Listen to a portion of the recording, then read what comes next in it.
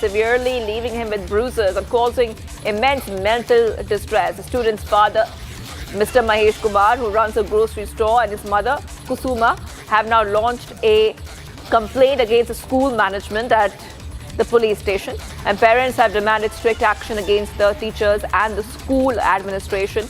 Police have launched an investigation to ascertain whether the alleged harassment at the school drove the student to attempt suicide. Student attempts suicide, family alleges harassment.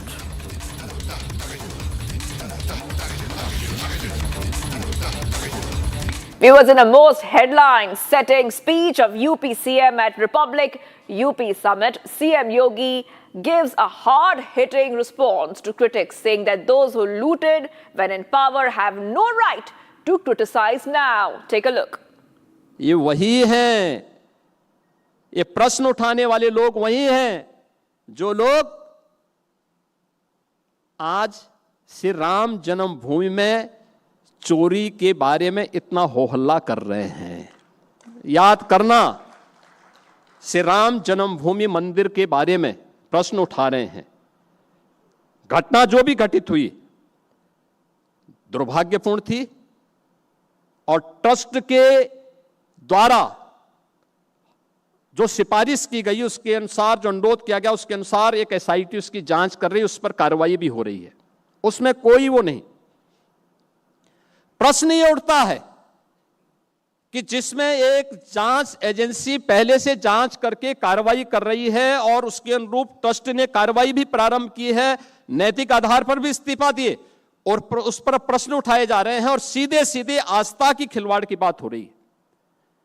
आस्था के साथ खिलवाड़ हो रहा, हिंदू धामों पर प्रहार हो रहे हैं। एक तरफ वह लोग हैं और आस्था की बात वे लोग कर रहे हैं, चोरी की बात वो कर रहे हैं जो इन गरीबों के हक पर डकैती डालते थे। अयोध्या की आस्था की बात वे लोग कर रहे हैं जो हनुमानगढ़ी में नमाज पढ़वाने का काम करते थे, हनुमानगढ़ी जैसे पवित्र स्थल पर। उन लोगों के द्वारा ये प्रश्न आज उठाए जा रहे हैं और इसीलिए आज के इस अवसर पर मैं रिपब्लिक भारत के सभी दर्शकों से अनुरोध करूंगा, हम उस मानसिकता को समझें जिनके लिए राष्ट्र सर्वोपरि नहीं है और जो लोग गाए बगाहे उन मूल्यों पर, उन मुद्दों को भटकाने का प्रयास कर रहे हैं जो मुद्दे देश की अस्मिता और देश की आस्था को आहत करते हैं। और यह कार्य निरंतर हो रहा है, यह प्रहार निरंतर हो रहा है, उस पर हमें सजग होना होगा। यूपी की जो यात्रा है, ये जो कुछ भी हमने तय किया है, ये डबल इंजन सरकार में प्रधानमंत्री मोदी जी के मार्गदर्शन और उनके विजनरी लीडरशिप के कारण यह संभव हो पाया है। प्रधानमंत्री मोदी जी का नेतृत्व मिला, उनका मार्गदर्शन मिला, हर एक क्षेत्र में यूपी ने सफलता प्राप्त की है और ये जो कुछ भी यूपी ने अचीव किया, यानी बॉटम 3 से टॉप 3 इकोनॉमी में यूपी का आना और आगे की जो सबसे तेज गति से बढ़ने वाली अर्थव्यवस्था के रूप में यूपी का ये जो ट्रांसफॉर्मेशन है, यह विकसित भारत की उस आधारशिला को बनने का है जिसमें अब बीमारूपन से नहीं बल्कि भारत की इकोनॉमी के एक ब्रेक थ्रू के रूप में यूपी अपनी जिम्मेदारी का निर्वहन करेगा और इस जिम्मेदारी का निर्वहन करने के लिए आज ये डबल इंजन की भारतीय जनता पार्टी की सरकार पूरी प्रतिबद्धता के साथ कार्य करेगी। मैं रिपब्लिक भारत को इस कॉन्क्लेव के लिए हृदय से धन्यवाद देता हूं और विश्वास करता हूं और उन्हें इस बात के लिए आश्वस्त करता हूं, यूपी के बारे में जो उनकी मान्यता है उसको यूपी गवर्नमेंट और डबल इंजन की सरकार पूरी मजबूती के साथ आगे बढ़ाने का कार्य करेगी। मैं एक बार फिर से श्री गोस्वामी जी को और उनकी पूरी टीम को इस कॉन्क्लेव के लिए हृदय से धन्यवाद देता हूं। बहुत बहुत धन्यवाद जी। Taking a short break, viewers. Do not go anywhere. A protest against Pakistan intensify in POK with movement leaders rejecting Pakistan's disputed territory narrative as people protest and march in defiance. Stay tuned.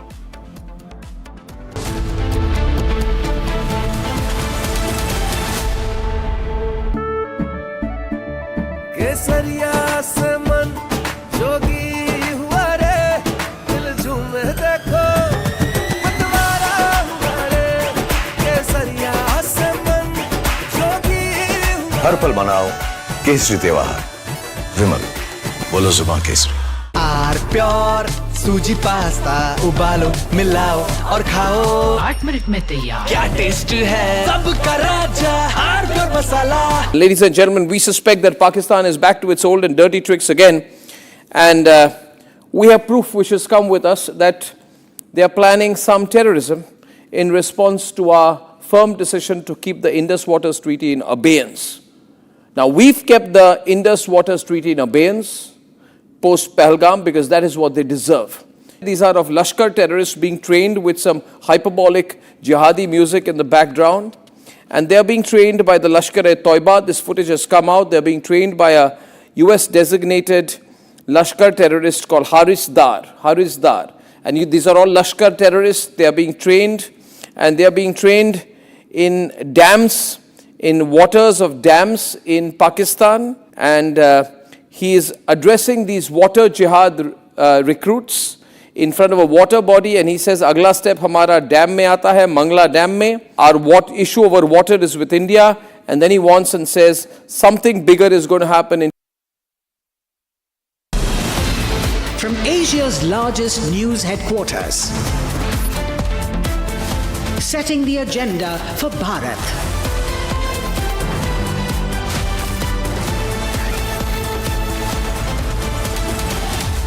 You're watching Republic.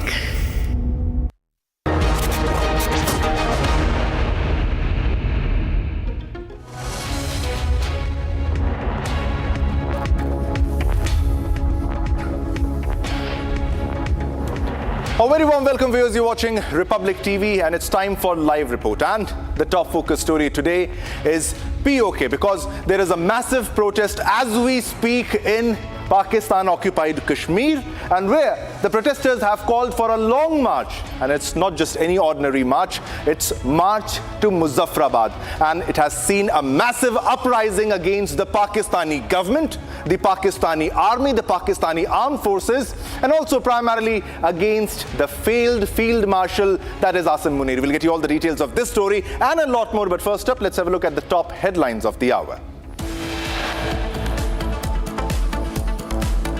Tensions grip in Manipur after mob attacks. Forces camp in Manipur's Senapati. At least 3 vehicles of Assam Rifles burnt down.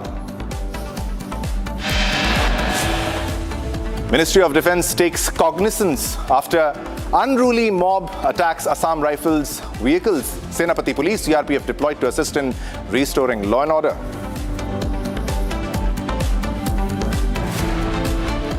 Protests against Pakistan intensify in POK, with movement leaders rejecting Pakistan's disputed territory narrative as people protest and march in defiance. Indian origin astronaut Anil Menon embarks on 8-month space mission aboard the ISS.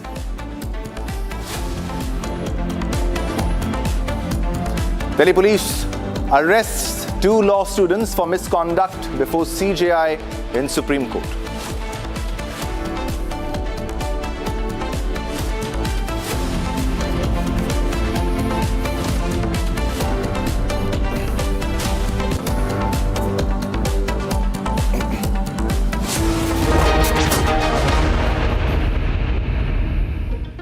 All right, viewers, let's begin this show with the top focus story, that is Pakistan-occupied Kashmir, because this is one of the biggest uprisings, massive protests which are being witnessed in Pakistan-occupied Kashmir, and the Pakistani forces have opened fire on protesters in POK. Now, sources report that peaceful protesters are being shot at by Pakistani security forces for demanding their basic rights.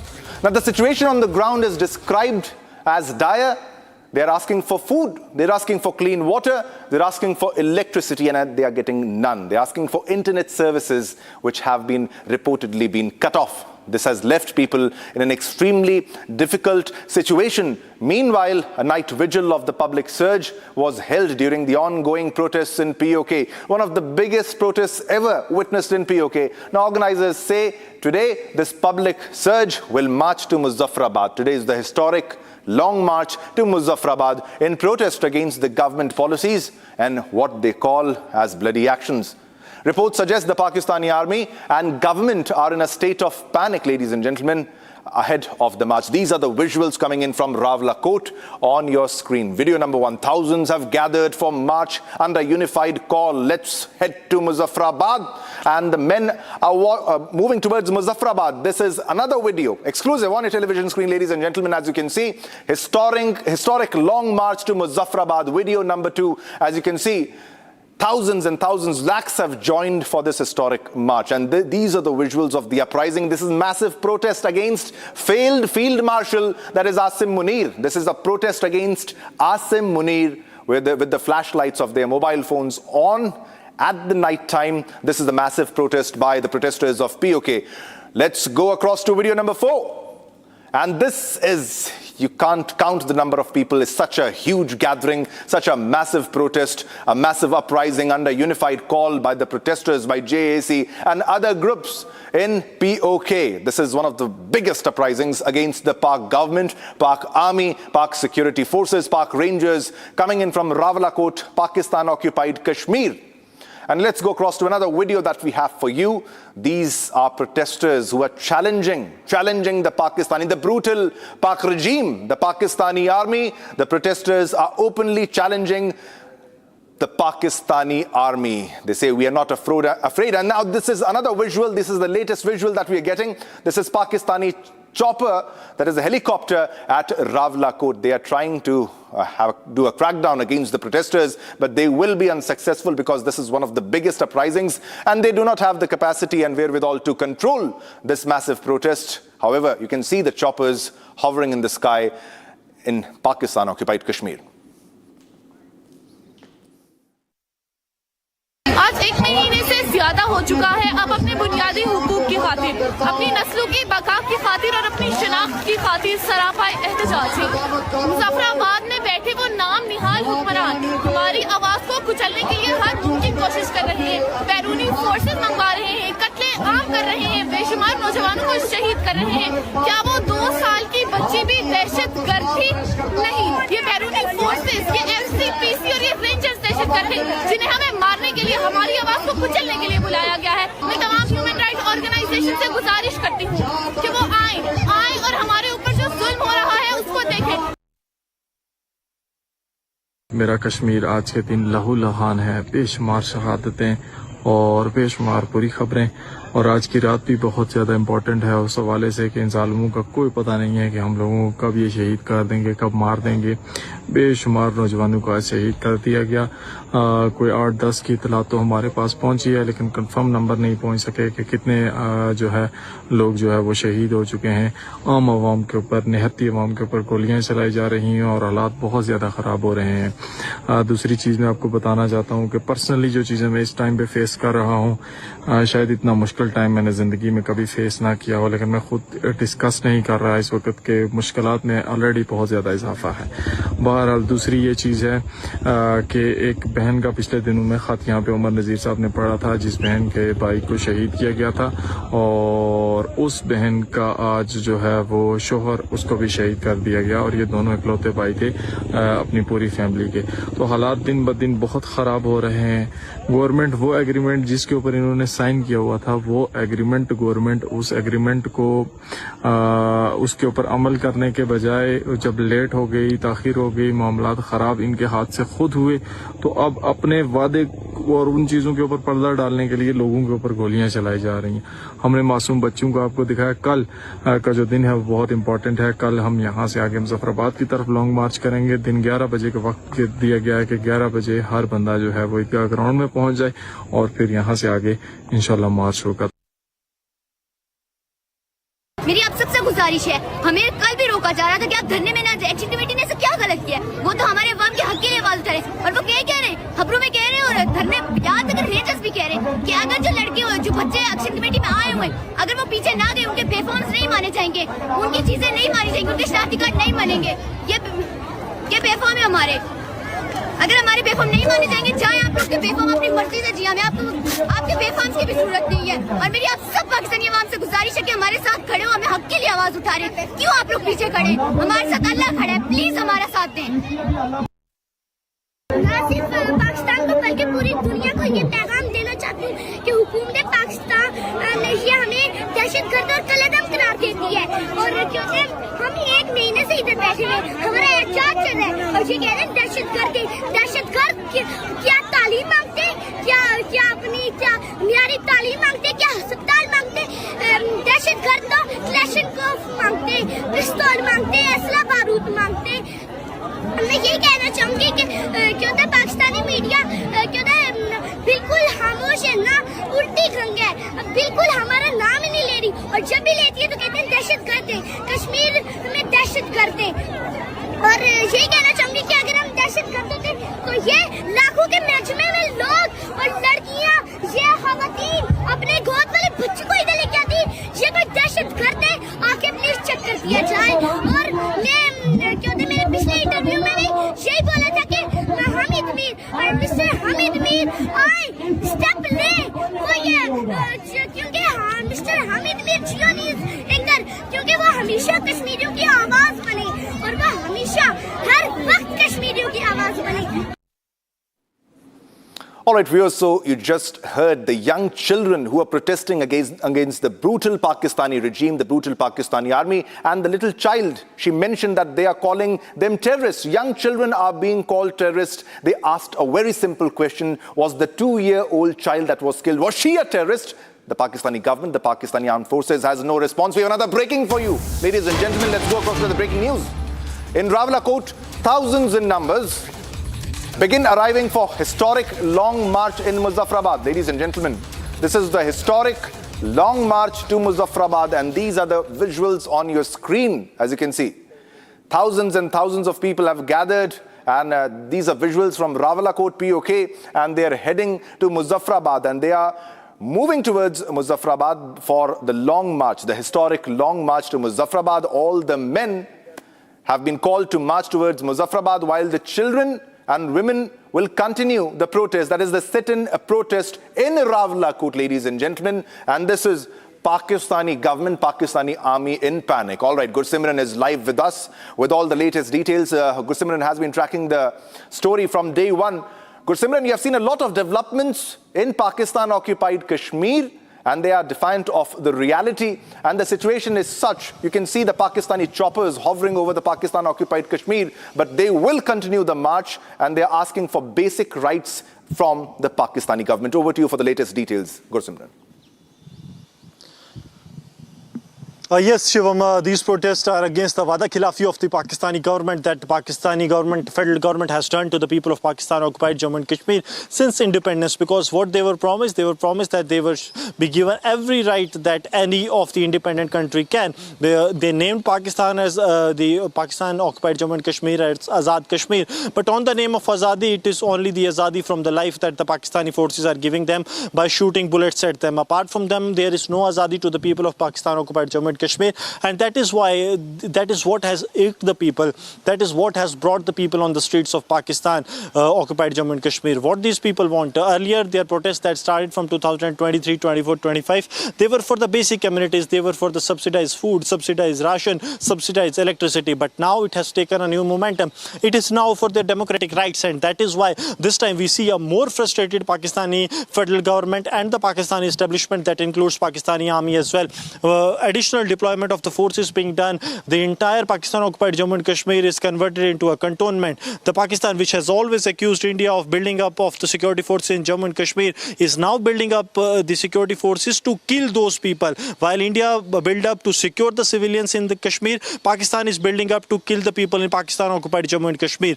Apart from that, the Joint Awami Action Committee, they try to actually derail their movement. They try to make allegations. First, they try to book their leaders under the murder charges. Then they try to defame them by saying that these leaders are working on for their own vested interest. Then they arrested one of the top leaders, Shaukat Nawaz Pir, who is considered as the voice of the Pakistan-occupied Jammu and Kashmir. But all this has gone in vain for the Pakistani establishment, and now the people are on the streets of Pakistan demanding their democratic rights, that POJK states won't be abandoned till their demands are met.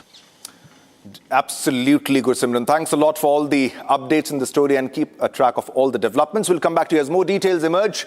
All right, viewers, now let's move ahead. Now, while the long march to Muzaffarabad begins, We have a report of a Pakistani politician who has exposed the Pakistani army, stating that Pakistan is losing control over Khyber Pakhtunkhwa and also Balochistan.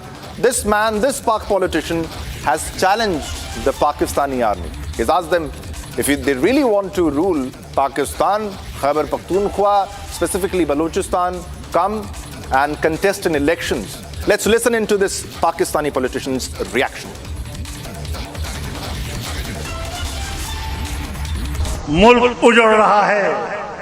Khyber Pakhtunkhwa में आज कोई हुकूमत नहीं है और मैं वहां से आया हूं। मैं बताना चाहता हूं पंजाब के लोगों कि मगरिब का सूरज गुरूब होने के बाद सुबह सूरज के तुलू होने तक पुलिस अपने थाने से बाहर नहीं आती और जब पुलिस थाने से बाहर नहीं आएगी तो फिर सड़कें मुसल्लह गिरोहों के सपुर्द होंगी, फिर सड़कें और रास्ते डाकुओं के रहमो करम पर होंगे। आपकी हाकिमियत को मैं अपने सूबे में जानता हूं। तुम्हारी कोई हुकूमत नहीं है, तुम सिर्फ दारुल हुकूमतों में अपने बड़े बड़े बंगलों के अंदर बैठे हुए हो, टांग पे टांग डालकर समझते हो कि हम हुक्मरान हैं। कम से कम मेरे सूबे में तुम्हारी कोई हुकूमत नहीं है। बलोचिस्तान में, बलोच इलाकों में बगावतें थी। पूरा बलोच इलाका पाकिस्तान के इख्तियार से निकल चुका था। आज भी वहां पर पाकिस्तान हुकूमत की कोई रिट मौजूद नहीं है। लेकिन हम तो बलोच इलाके को रो रहे थे, अब तो पश्तून इलाका भी खून में नहा रहा है।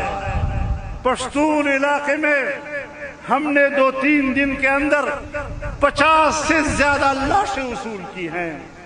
हमने बाजारों में एक ही काम किया कि अपने प्यारों के लिए कफन खरीद सकें। फिर कहते हैं हमारे जवान भी तो शहीद हो रहे हैं।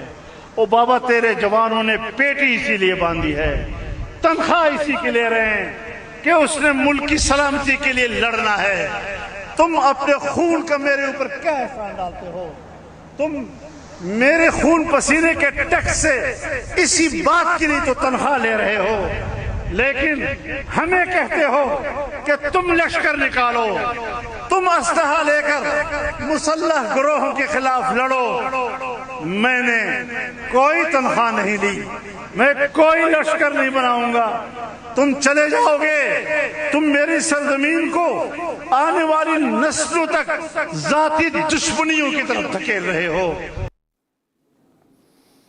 All right, so this was the story from Pakistan that we were tracking. Now let's move on to a top national development. Now tensions gripped Senapati town in Manipur on Tuesday night after an unruly mob resorted to pelting stones, arson and vandalism against the Assam Rifles camp on the night of 14th and 15th July. Now as tensions escalated at around 9 p.m., a large crowd gathering in the Senapati town prepared to march towards the Assam Rifles camp, and they did. While retreating, a section of the mob vandalized and damaged Assam Rifles vehicles. Now, one light vehicle was also set ablaze, while 2 trucks were also overturned and damaged. A civilian car was also reportedly burnt during the violence. At least 3 vehicles of Assam Rifles were reportedly burnt down. Assam Rifle had to resort to live rounds firing to disperse the crowd who targeted and stormed the Assam Rifles camp. Now, regarding the presence of armed cadres at Oklong, an area domination patrol and search operation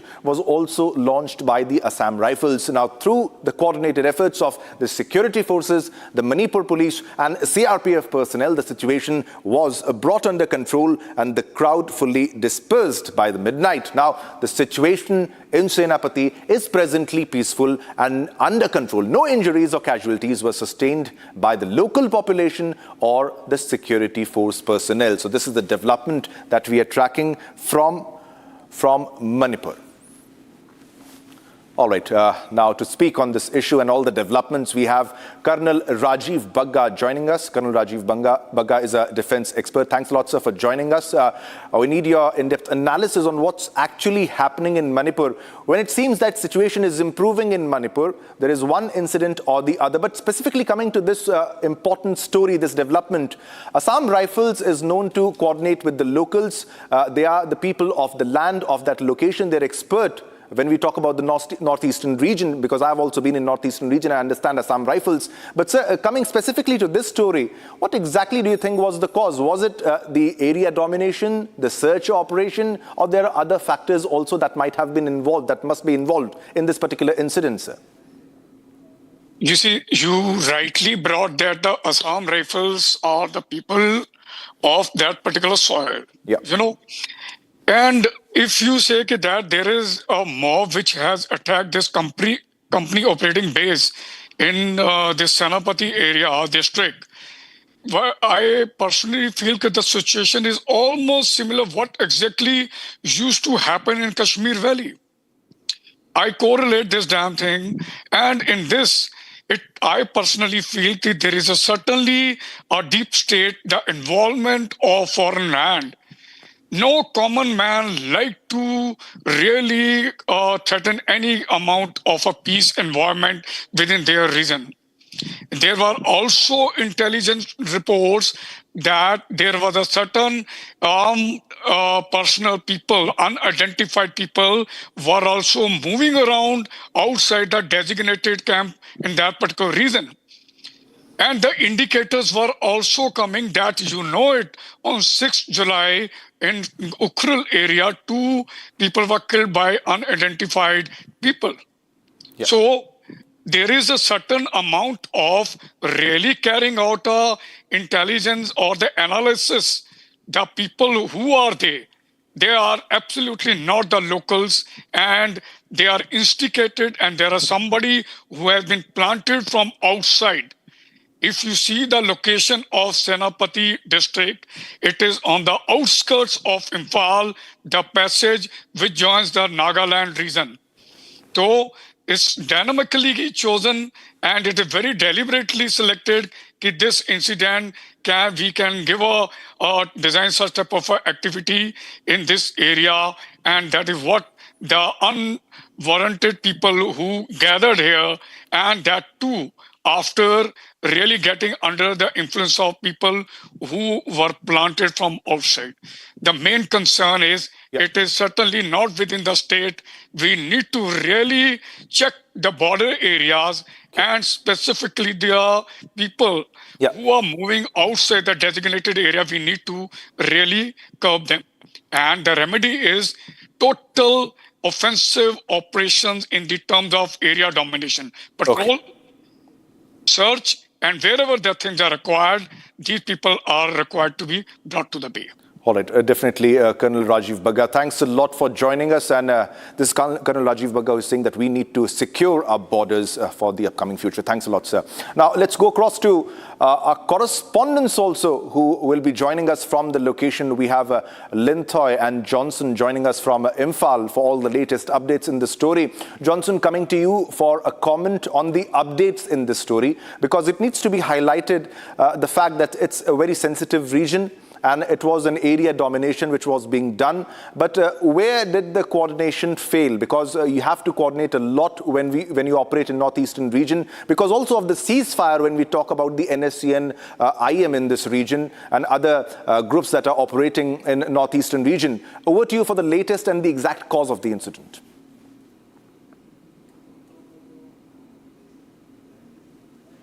Okay, yes, Shivam. As per the report that we got as a journalist, and also we got from the various sources, and even the Minister of Defense, PRO, Manipur Nagaland, have also issued and the statement that the yesterday's tension was carried out just following an area domination and operation incident. But from the local sources, it is reported that yes, there was no report of armed cadres belonging to the NSCN IM moving around along the roads by holding arms. There were no such report. It's as per the report given to us. But officially, it is reported from various Home Ministry also, Ministry of Defense also, that they were planning for an area domination to the same exact spot that is also known as the Hutong Brigade, which is also the designated camp of the NSNIM cadres. NSNIM is also you have also mentioned NSNIM is one of the armed group which is under the ceasefire agreement between the government itself, central government itself. So there are some likely gap of communication between the ceasefire group, that is NSNIM, and the central forces. Yeah, and the ceasefire is in effect, and peace should prevail in that region. Thanks, Johnson. But Linthoy is also with us for an update. Linthoy, what's the present scenario there, if you can speak about that? And what was the intensity of the attack? Because we were able to see vehicles being burnt. How far did they enter the camp, or were they just outside the camp in this case? Yes, as of now, the situation over there in Senapati is controlled by the security forces. However, the violence that unfolded in Senapati on the night of July 14 and 15 has once again, highlighted the fragile security situation in Manipur, where every security operations continues to carry the risk of triggering public unrest. So, according to the Defense Ministry, also we came to know that Assam Rifles had launched an area domination and search operation near Makuilongde, around 2 kilometers away west of the designated NSCNIM camp at Oklong. However, the locals had alleged they stand off in front of the NSCNIM camp, which disrupt the movement of the NSCNIM. And also, they also alleged that the villagers also alleged that the security forces did not provide any prior information before launching the operation, which they say that it created panic and suspicion among local residents. Also, the Defense Ministry, on the other hand, maintains troops exercise maximum restraint, interacted with local representatives, and did not enter the village without consent. This is the report as of now. Back to you, Yes. Thanks a lot, Linthoy. Thanks a lot, Johnson, for all the latest updates in this story. All right, viewers, so that was all that we could pack in this episode of A Live Report. But don't go anywhere, because we have a lot more lined up, more action-packed stories after a short commercial break.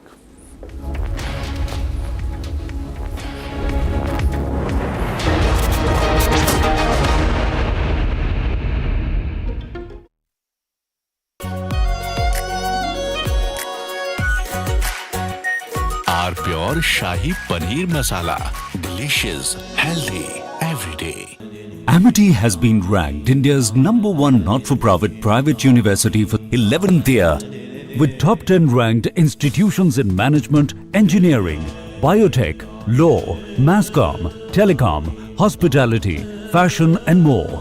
Yet another top ranking for Amity University. चमकी चाट से क्या बना है? Sandwich, लस्सी और छाछ। हर घूंट में चमकी चाट। अब बताओ, स्वाद आया? आया। असली स्वाद सिर्फ चमकी चाट।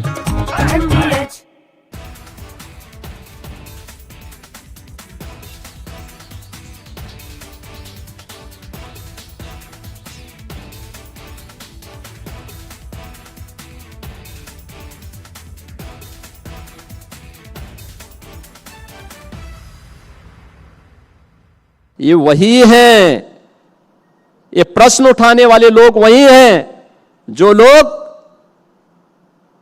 आज श्री राम जन्मभूमि में चोरी के बारे में इतना हो हल्ला कर रहे हैं। याद करना, श्री राम जन्मभूमि मंदिर के बारे में प्रश्न उठा रहे हैं। घटना जो भी घटित हुई दुर्भाग्यपूर्ण थी और ट्रस्ट के द्वारा जो सिफारिश की गई उसके अनुसार, जो अनुरोध किया गया उसके अनुसार एक एसआईटी उसकी जांच कर रही है, उस पर कार्रवाई भी हो रही है, उसमें कोई वो नहीं। प्रश्न ये उठता है कि जिसमें एक जांच एजेंसी पहले से जांच करके कार्रवाई कर रही है और उसके अनुरूप ट्रस्ट ने कार्रवाई भी प्रारंभ की है, नैतिक आधार पर भी इस्तीफा दिए, और उस पर प्रश्न उठाए जा रहे हैं और सीधे सीधे आस्था की खिलवाड़ की बात हो रही है। आस्था के साथ खिलवाड़ हो रहा, हिंदू धामों पर प्रहार हो रहे हैं। एक तरफ वह लोग हैं और आस्था की बात वे लोग कर रहे हैं, चोरी की बात वो कर रहे हैं जो इन गरीबों के हक पर डकैती डालते थे। अयोध्या की आस्था की बात वे लोग कर रहे हैं जो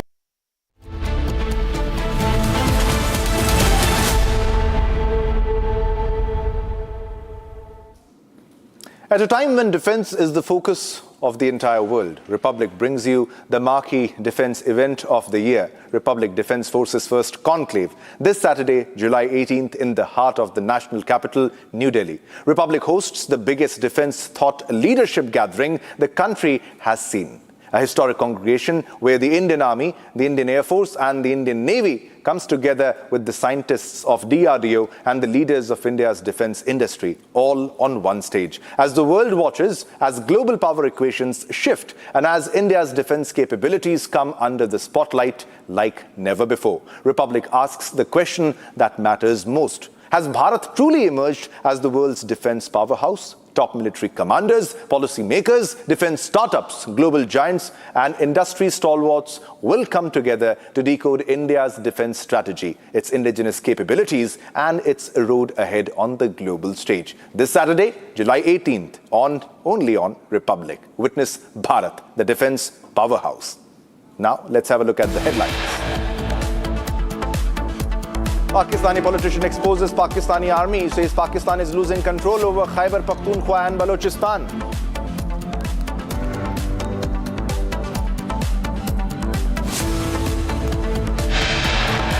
Protests against Pakistan intensify in POK, with the movement leaders rejecting Pakistan's disputed territory narrative as people protest and march in defiance.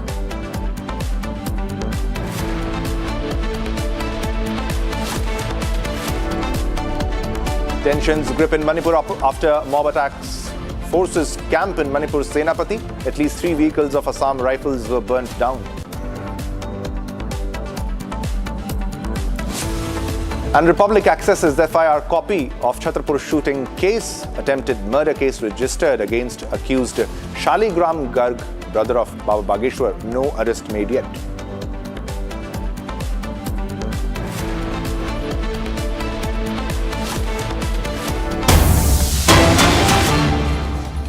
All right, viewers, we're getting a big breaking news development that we are tracking. FIR against Pak politician who exposed Pakistani army, and Republic was the first to break the development. And this is a Pakistani politician who exposed Pakistani army, and now we are getting that an FIR has been registered against Pak politician who exposed the Pakistani army. So this is how Pakistani brutal regime curbs and suppresses free speech in Pakistan. This is Pakistani politician who exposed Pakistani army, and he said that if you want to rule Pakistan and Khyber Pakhtunkhwa Balochistan, contest elections. Let's listen in.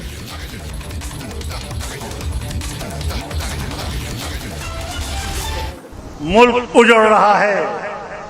Khyber Pakhtunkhwa में आज कोई हुकूमत नहीं है और मैं वहां से आया हूं। मैं बताना चाहता हूं पंजाब के लोगों कि मगरिब का सूरज गुरूब होने के बाद सुबह सूरज के तुलू होने तक पुलिस अपने थाने से बाहर नहीं आती, और जब पुलिस थाने से बाहर नहीं आएगी तो फिर सड़कें मुसल्लह गिरोहों के सपुर्द होंगी, फिर सड़कें और रास्ते डाकुओं के रहम करम पर होंगे। आपकी हाकिमियत को मैं अपने सूबे में जानता हूं। तुम्हारी कोई हुकूमत नहीं है, तुम सिर्फ दारुल हुकूमतों में अपने बड़े बड़े बंगलों के अंदर बैठे हुए हो, टांग पे टांग डालकर समझते हो कि हम हुक्मरान हैं। कम से कम मेरे सूबे में तुम्हारी कोई हुकूमत नहीं है। बलोचिस्तान में, बलोच इलाकों में बगावतें थी। पूरा बलोच इलाका पाकिस्तान के इख्तियार से निकल चुका था। आज भी वहां पर पाकिस्तान हुकूमत की कोई रिट मौजूद नहीं है, लेकिन हम तो बलोच इलाके को रो रहे थे अब तो पश्तून इलाका भी खून में नहा रहा है। पश्तून इलाके में हमने 2-3 दिन के अंदर 50 से ज्यादा लाशें वसूल की हैं। हमने बाजारों में एक ही काम किया कि अपने प्यारों के लिए कफन खरीद सकें। फिर कहते हैं हमारे जवान भी तो शहीद हो रहे हैं। ओ बाबा, तेरे जवानों ने पेटी इसीलिए बांधी है, तनख्वाह इसी के ले रहे हैं कि उसने मुल्क की सलामती के लिए लड़ना है। तुम अपने खून का मेरे ऊपर क्या एहसान डालते हो? तुम मेरे खून पसीने के टैक्स से इसी बात के लिए तो तनख्वाह ले रहे हो, लेकिन हमें कहते हो कि तुम लश्कर निकालो, तुम असलहा लेकर मुसल्लह गिरोहों के खिलाफ लड़ो। मैंने कोई तनख्वाह नहीं ली, मैं कोई लश्कर नहीं बनाऊंगा। तुम चले जाओगे, तुम मेरी सरजमीन को आने वाली नस्लों तक जाती दुश्मनियों की तरफ धकेल रहे हो। All right, let's go straight across to my colleague, Goswami. I'm coming across to you now. What we saw there was that the Pakistani politicians and leaders themselves are saying and openly admitting that Pakistan is losing control of its own provinces, own lands, and they still try to show a whitewashed face to the world. Yes, and now the Pakistani army has been exposed by their politicians only, because Maulana Fazlur Rahman is one of those faces who has been part of the government with the present regime, that is the Shehbaz Sharif regime in its previous terms. So it is very clear that those who have held the chairs have understood the reality of the Pakistani system, establishment and the Pakistani army, and that's why Maulana Fazlur Rahman said that not only Balochistan that was out of hands for Pakistan, Khyber Pakhtunkhwa situation is the similar. We have lost the control over the Khyber Pakhtunkhwa. For the sake of it, we are having the dominance in Khyber Pakhtunkhwa, but the reality is that when the sun sets in the evening until the dawn in the morning, there has been no possibility that any cop steps out of the police station. This is the kind of the fear of the rebels, and the Pakistani army is trying to put the onus on the civilians that, see, our soldiers are dying. He said that the army men, they have taken the bulletproof vest and the salaries from the taxes of the people to secure them. So it is not a liability on the people that the forces are getting killed. Apart from that, he said that Pakistani army wants them to actually become Lashkar, to hold weapons against the rebels. That is not what the people are going to do. And moreover, he went on to say that the Pakistani army that want to rule the country, they should actually put aside their uniforms and then come to the electoral battle, because Pakistani army is trying to use its position of being in the supreme force of the country to rule the people. That is not acceptable. Let the army contest the election, and if the people elect the army officials, those who are without the uniform, then they have the authority to rule. Otherwise, this dislodging of the government that the Pakistani army is involved in, it is not acceptable to them. So this is what the Maulana Fazlur Rahman has said, and this has completely exposed the Pakistani establishment and the Pakistani army that is trying to get hold of the situation, but is losing control not only in Pakistan occupied Jammu and Kashmir, but also in the Khyber Pakhtunkhwa and in Balochistan. All right. Well, thank you for getting us all those details,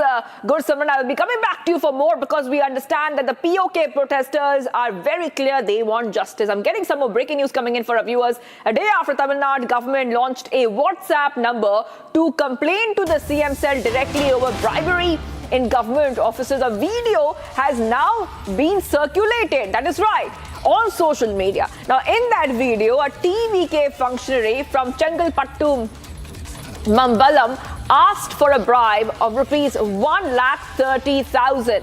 Allegations that he had asked for the town panchayat to release the amount for completing some road work. That is right. And now a video of the TVK Panchayat president negotiating with the contractor and evidence of receiving money through UPI were released. On your screen, viewers, we have put out that video where the TVK functionary has been caught red-handed. This is coming just after the Tamil Nadu CM Vijay has taken a stern stand against corruption, saying that in his state, not a single person is involved in corruption, taking bribes or misusing power would be allowed to continue such acts. So this video has gone viral on social media, and here you can see that a video has been circulated where a TVK functionary is asking for a bribe of rupees 1,30,000. And I want to go across to my colleague who is joining us right now, Sharadha. We saw that the CM Vijay was very clear that whoever tries to take a bribe, firstly, action will be taken. Mostly, he also said that in his government, no bribe will be taken, no corruption will happen. But a video is going viral. If you could explain what we are seeing on our screens, Shardha. Well, Shubhangi, we see that Vijay, when he came to power, stated that there will be no corruption in his government. Recently in Karur, where he met, he also said the people that if anybody asks for corruption or bribe, they should take his name and give him a complaint. It was just yesterday that Vijay had rolled out a WhatsApp number where people can complain against if any of the officials or the office bearers ask for bribes in case of corruption. So now, today another video is circulating showing a TVK Panchayat president from the Chengalpet district is asking for 1,30,000 rupees to lay the roads, and in the video he's clearly pointing out that the bidder will lay the roads only after his confirmation, and he's seen taking money of 30,000 in hand, and there's also proof of 1 lakh of amount that is done through UPI payment through the Panchayat president. Now, both the DMK and the BJP questions Vijay as to whether if the corruption-free government that they promised is all just talk and no action, because the TVK government has been staying silent on the video that has been circulating on social media. So now, it brings in a all right, well, question thank you, Shardha, for getting us all those details. I'm getting some live updates coming in. Supriya Sule is holding a press conference. Let's go ahead and play out and see what's happening live. Alliance के हर party को अलग ना बुलाइए, हम सबको साथ में बुलाइए। देश के हित में कुछ होगा तो हम सरकार के साथ रहेंगे। मैं आपको उदाहरण दे दूं कि पहलगाम पे जब हल्ला हुआ, पहलगाम पे हल्ला होने के बाद इस देश का पहला नेता था जिन्होंने कहा ये देश पे हल्ला है, राजनीति नहीं करेंगे, हम सरकार के साथ खड़े रहेंगे। उस नेता का नाम शरद पवार है। और उसके बाद एक ऑल पार्टी मीटिंग बुलाई गई, राजनाथ सिंह जी ने चेयर की वो मीटिंग, उन्होंने हम सबको ब्रीफिंग किया। और ये कांग्रेस पार्टी का भी बड़प्पन है कि कांग्रेस पार्टी के नेता माननीय राहुल जी गांधी और खड़गे जी ने भी उस मीटिंग में कहा कि ये पहलगाम पे हत्या नहीं, देश पे ये हुआ है, हमला हुआ है, तो हम देश के साथ रहेंगे, सरकार के साथ रहेंगे। और 100 सांसद, उसमें मैं भी एक थी, हम हर देश में गए और हर देश में भारत की तरफ से गए कि ये भारत की गलती नहीं है, भारत पे अन्याय हो रहा है, आप हमारे साथ खड़िए। और ऑपरेशन सिंदूर हुआ। 10-10 दिन हम घर क्षेत्र छोड़ के देश के लिए 100 सांसद दुनिया भर घूमे और हम देश की जय जयकार करते गए। फिर हमने देखा नहीं कि इसमें इंडिया है, अलायंस है, क्या एनडीए है, नहीं। देश के लिए पहले देश, उसके बाद राज्य, उसके बाद पार्टी और उसके बाद फैमिली।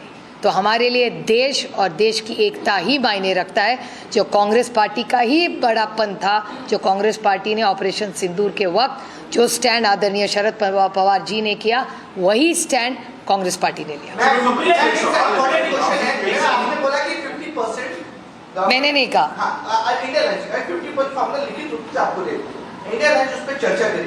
मेरा सवाल है कि इंडियन लाइन में बहुत सारी पार्टियां हैं, आपकी इंडिविजुअल पार्टी अगर उस जो लिखित रूप से मिला है उससे सेटिस्फाई है, तो क्या आप इंडिया अलायंस के खिलाफ इस इंडिया अलायंस के खिलाफ जाने का सवाल ही नहीं आता, क्योंकि इंडिया अलायंस का हर घटक उस दिन हाँ ही कह रहा था।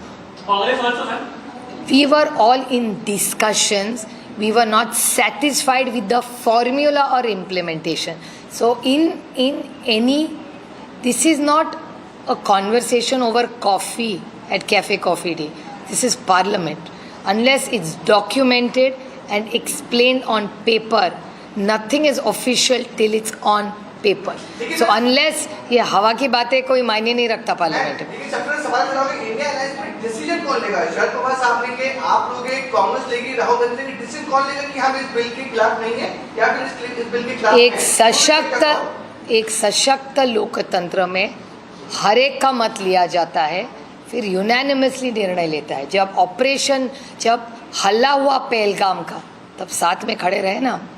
ऑपरेशन सिंदूर का इम्प्लीमेंटेशन हुआ ना, तब इंडिया अलायंस खड़ी रही ना। जब हल्ला देश पे हुआ, आप भूल रहे कि operation Sindoor is an outcome of an attack on India, तब खड़ी रही ना इंडिया अलायंस साथ में।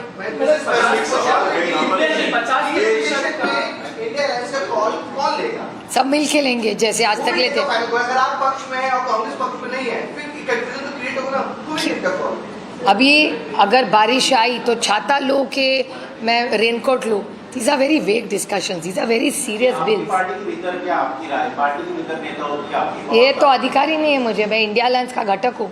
तब जो होगा तो साथ में सोचेंगे। बड़ा काम, ये बिल बहुत इंपॉर्टेंट है इस देश के लिए, इसके हल्के में हम लोग चर्चा नहीं करते, हम साथ में बैठेंगे जो देश के हित में होगा। आप मैं और एक उदाहरण दूँ, जीएसटी का बिल हमने पास किया ना। आप चिदम्बरम जी के बारे में कह रहे थे, चिदम्बरम जी ने कितने सुझाव दिए थे उस बिल में, आप उनका भाषण निकालिए। बहुत सारे सुझाव दिए थे और हम सब ने मिलके जीएसटी का यूनैनिमसली बिल पास किया था, क्योंकि वो बिल हमारा ही था। मनमोहन सिंह जी का बिल था जीएसटी का, जो मोदी साहब ने पास किया।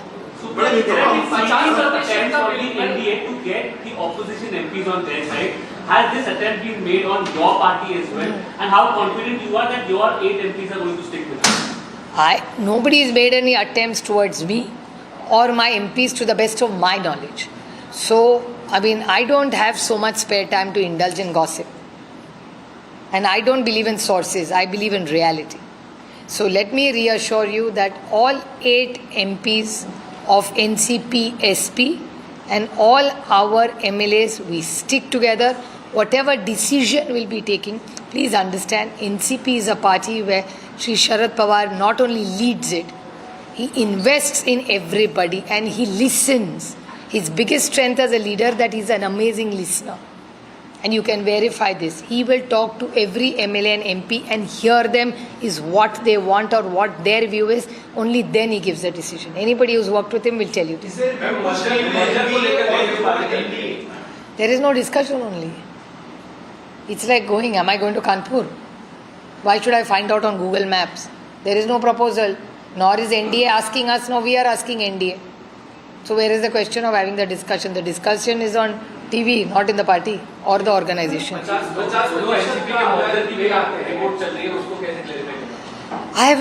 First of all, I don't owe anybody an explanation. I only an explanation to the NCP SP cadre. Till my brother was alive, was there dialogue? 100%. Was it my brother's last wish for all of us to come together? Yes, it was. It was my brother's last wish for both the NCPs to work together and be together. Unfortunately, my brother passed away. So now there is no reason to have this conversation because my brother is no more. Party में ऐसी चर्चा बीच में आती है कि विधायक चाहते हैं, सांसद चाहते हैं, कोई एनडीए के साथ जाए, कांग्रेस के साथ जाए या दोनों एनसीपी का मोर्चा। पार्टी के डिस्कशंस हर हफ्ते होते हैं। मुझे किसी पार्टी के ना किसी नेता ने, ना किसी विधायक ने, ना किसी कार्यकर्ते ने, ना मुझे बोला है, ना किसी मैंने सुना है। मैं तो सिर्फ टीवी पर सुनती हूँ और सूत्र से सुनती हूँ। पार्टी में ऐसी कोई चर्चा, हमारी हर हफ्ते पार्टी होती है, उसका पार्टी के मीटिंग का हर फोटो भी ट्वीट होता है, तो आपको पता है हम लोग कितने बार मिलते हैं।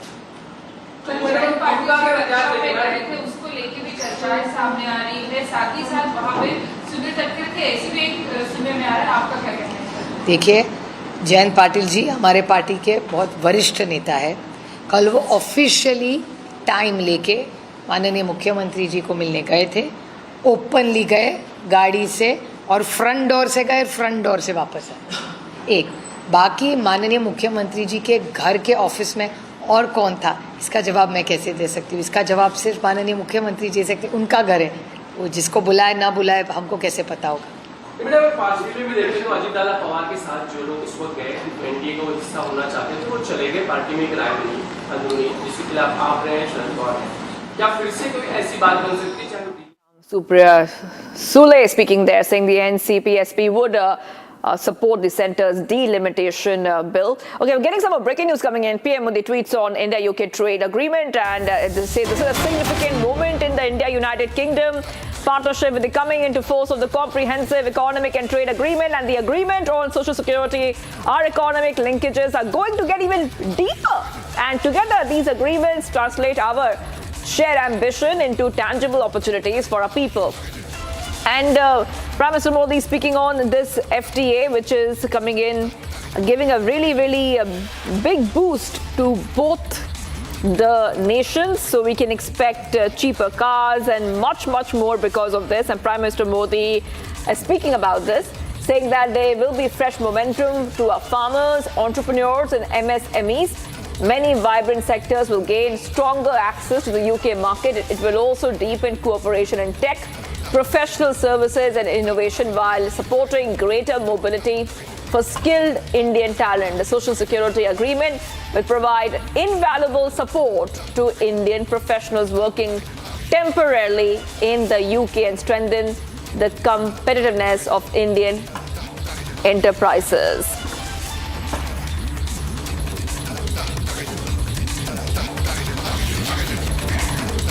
And taking a short break, viewers, do not go anywhere. Protests against Pakistan are getting bigger, with movement leaders rejecting Pakistan's disputed territory narrative as people protest and march in defiance. Stay tuned.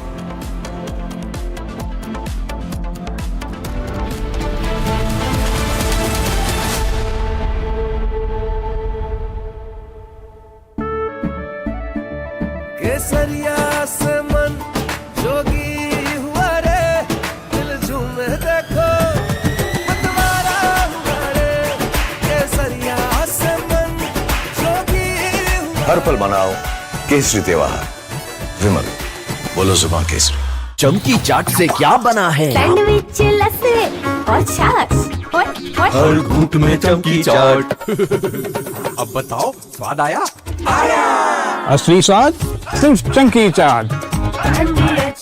Ladies and gentlemen, we suspect that Pakistan is back to its old and dirty tricks again, and we have proof which has come with us that they are planning some terrorism in response to our firm decision to keep the Indus Waters Treaty in abeyance. Now, we've kept the Indus Waters Treaty in abeyance post-Pahalgam because that is what they deserve. These are of Lashkar terrorists being trained with some hyperbolic jihadi music in the background. And they are being trained by the Lashkar-e-Toiba. This footage has come out. They are being trained by a US-designated Lashkar terrorist called Haris Dar. And these are all Lashkar terrorists. They are being trained. And they are being trained in dams, in waters of dams in Pakistan. And he is addressing these water jihad recruits in front of a water body, and he says, "Agla step hamara dam mein aata hai, Mangla Dam mein. Our issue over water is with India." And then he wants and says, something bigger is going to happen in 2026. That's the video of him on the right, where he says something big is going to happen over the water issue in 2026. Then he's parroting the line of the Pakistani government. Remember, the man on the right is not just any fanatic. He's a US designated, very well-known Lashkar-e-Toiba commander, training what is being called as a water force and preparing them to attack India from a new front. And he's saying repeatedly that...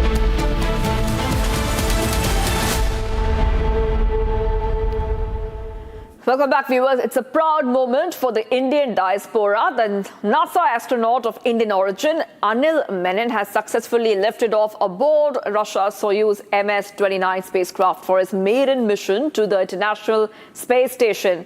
Menon will spend now 8 months in orbit conducting critical scientific research and tech demonstrations aboard the ISS. Take a look. NASA astronaut of Indian origin Anil Menon has embarked on his first journey into space aboard Russia's Soyuz MS-29 spacecraft. The spacecraft lifted off from Kazakhstan carrying Menon alongside other Russian astronauts. After the launch, Soyuz successfully entered the orbit and is scheduled to dock within the International Space Station just hours later. The three-member crew will spend around 8 months aboard the ISS as a part of Expeditions 74 and 75. Menon brings with him an extraordinary background as an emergency medicine physician, aerospace medicine specialist, and US Space Force colonel. During the mission, Anil Menon will conduct scientific experiments, medical research, technology demonstration aimed at supporting future deep space exploration. A physician, engineer, and former SpaceX flight surgeon, Menon joined NASA's Astronaut Corps in 2021 and is now making his maiden space flight. His mission also highlights continued cooperation between NASA and Russia's Roscosmos on the International Space Station despite wider geopolitical tensions. For millions of Indians around the world, Anil Menon's journey marks yet another milestone in growing global contribution of people of Indian origin to the space exploration. That orbital exertion, the engineers. And tensions grip Manipur after mob attack. Forces camp in Manipur's Senapati. At least 3 vehicles of Assam rifles were burnt down. Stay tuned.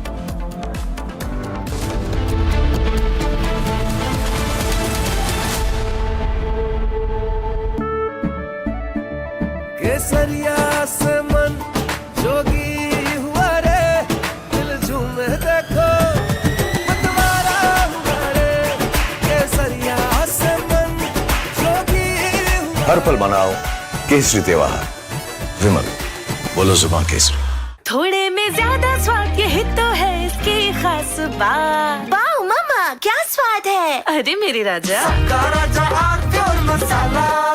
AU savings account में मिलते हैं amazing benefits, paperless banking and higher interest, वो भी हर महीने। Money money money money every month. सोच बदलो और बैंक भी। प्यास बुझाए ठंडक लाए सबको भाए जीरा से MTH का जलजीरा जीरा से। जीरा से असली रिफ्रेशिंग, असली स्वाद, असली मजा। MTH।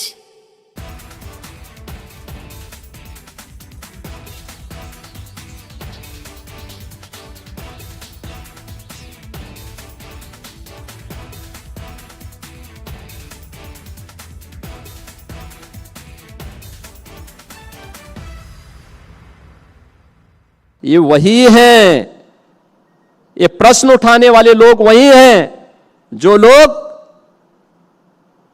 आज श्री राम जन्मभूमि में चोरी के बारे में इतना हो हल्ला कर रहे हैं।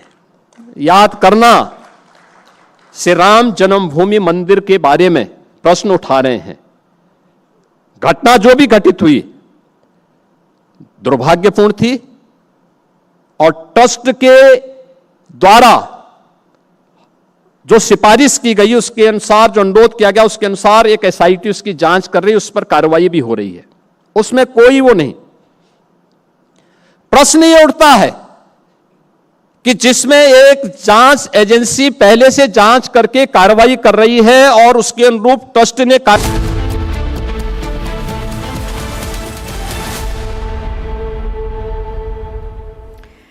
Viewers, the West Asia conflict has entered one more dangerous phase. The US has launched a fresh round of strikes on Iran, saying that the attacks are aimed at degrading Tehran's strike capabilities, even as reports emerge of fierce clashes in the Strait of Hormuz. Take a look at this report as we round up those developments.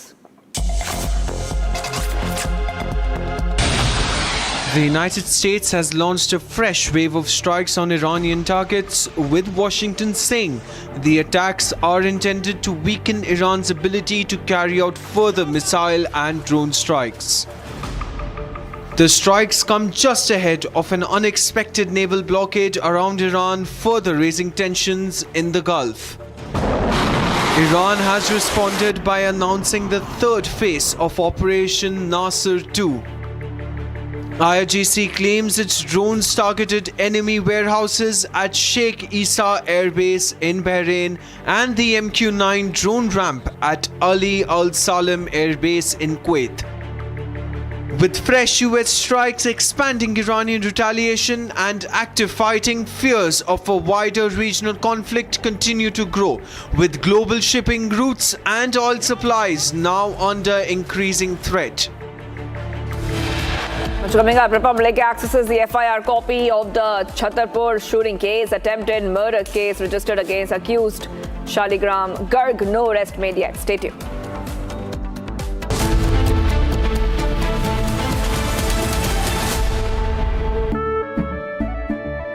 केसरिया से मन जोगी हुआ रे दिल झूमे देखो मतवारा हुआ रे केसरिया से मन जोगी हुआ हर पल मनाओ केसरी त्योहार।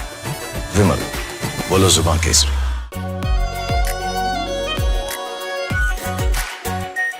Are pure shahi paneer masala, delicious, healthy everyday. चमकी चाट से क्या बना है? आलू चाट या फ्रूट चाट, स्वाद बढ़ाए चमकी चाट। क्या बात है? स्वादिष्ट पकोड़े और परेशान, अरे चमकी चाट है इसकी जान। असली स्वाद सिर्फ chunky chaat. Ladies and gentlemen, we suspect that Pakistan is back to its old and dirty tricks again. And we have proof which has come with us that they are planning some terrorism in response to our firm decision to keep the Indus Waters Treaty in abeyance.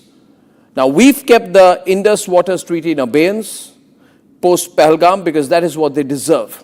These are of Lashkar terrorists being trained with some hyperbolic jihadi music in the background. And they are being trained by the Lashkar-e-Toiba. This footage has come out. They are being trained by a US designated Lashkar terrorist called Haris Dar. And these are all Lashkar terrorists. They are being trained, and they are being trained in dams, in waters of dams in Pakistan. And he is addressing these water jihad recruits in front of a water body, and he says, "Agla step hamara dam mein aata hai, Mangla Dam mein. Our issue over water is with India." And then he wants and says, something bigger is going to happen in 2026. That's the video of him on the right, where he says something big is going to happen over the water issue in 2026. Then he's parroting the line of the Pakistani government. Remember, the man on the right is not just any fanatic. He's a US designated, very well-known Lashkar-e-Toiba commander, training what is being called as a water force and preparing them to attack India from a new front. And he's saying repeatedly that 2026 something big is coming. Therefore, this is clear proof that Pakistan is intending to carry out terrorism, targeting India's water resources and water storage. That is an absolutely logical conclusion that we can draw from that footage out there. Let me give you a few names to truly hammer in how dangerous the situation is. Sajid Mir, Hafiz Saeed. From Asia's largest news headquarters, setting the agenda for Bharat.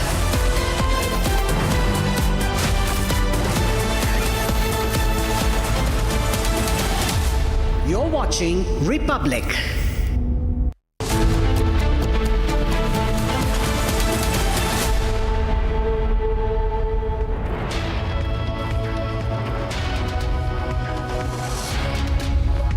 A very warm welcome, viewers. You're watching Republic TV. This is Shivam Dutt Mehta, and the top focus story for this bulletin is the shooting at Bageshwar Dham, in which the FIR has been registered, but there has been no action yet. We'll get you all the details of this story and a lot more. But first up, let's have a look at the top headlines of the hour.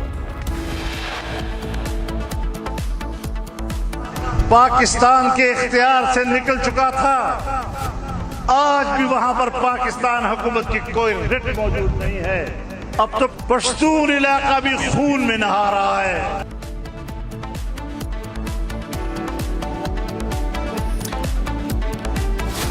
Pakistani politician exposes Pakistani army, says Pakistan is losing control over Khyber Pakhtunkhwa and Balochistan.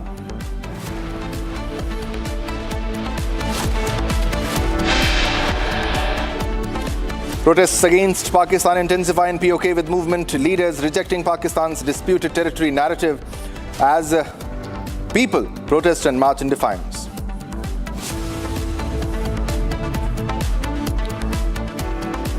Tensions grip in Manipur after mob attack forces camp in Manipur's Senapati. At least 3 vehicles of Assam Rifles burnt down.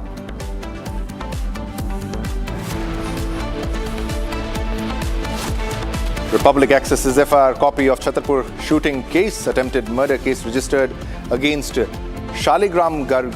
No arrest made yet.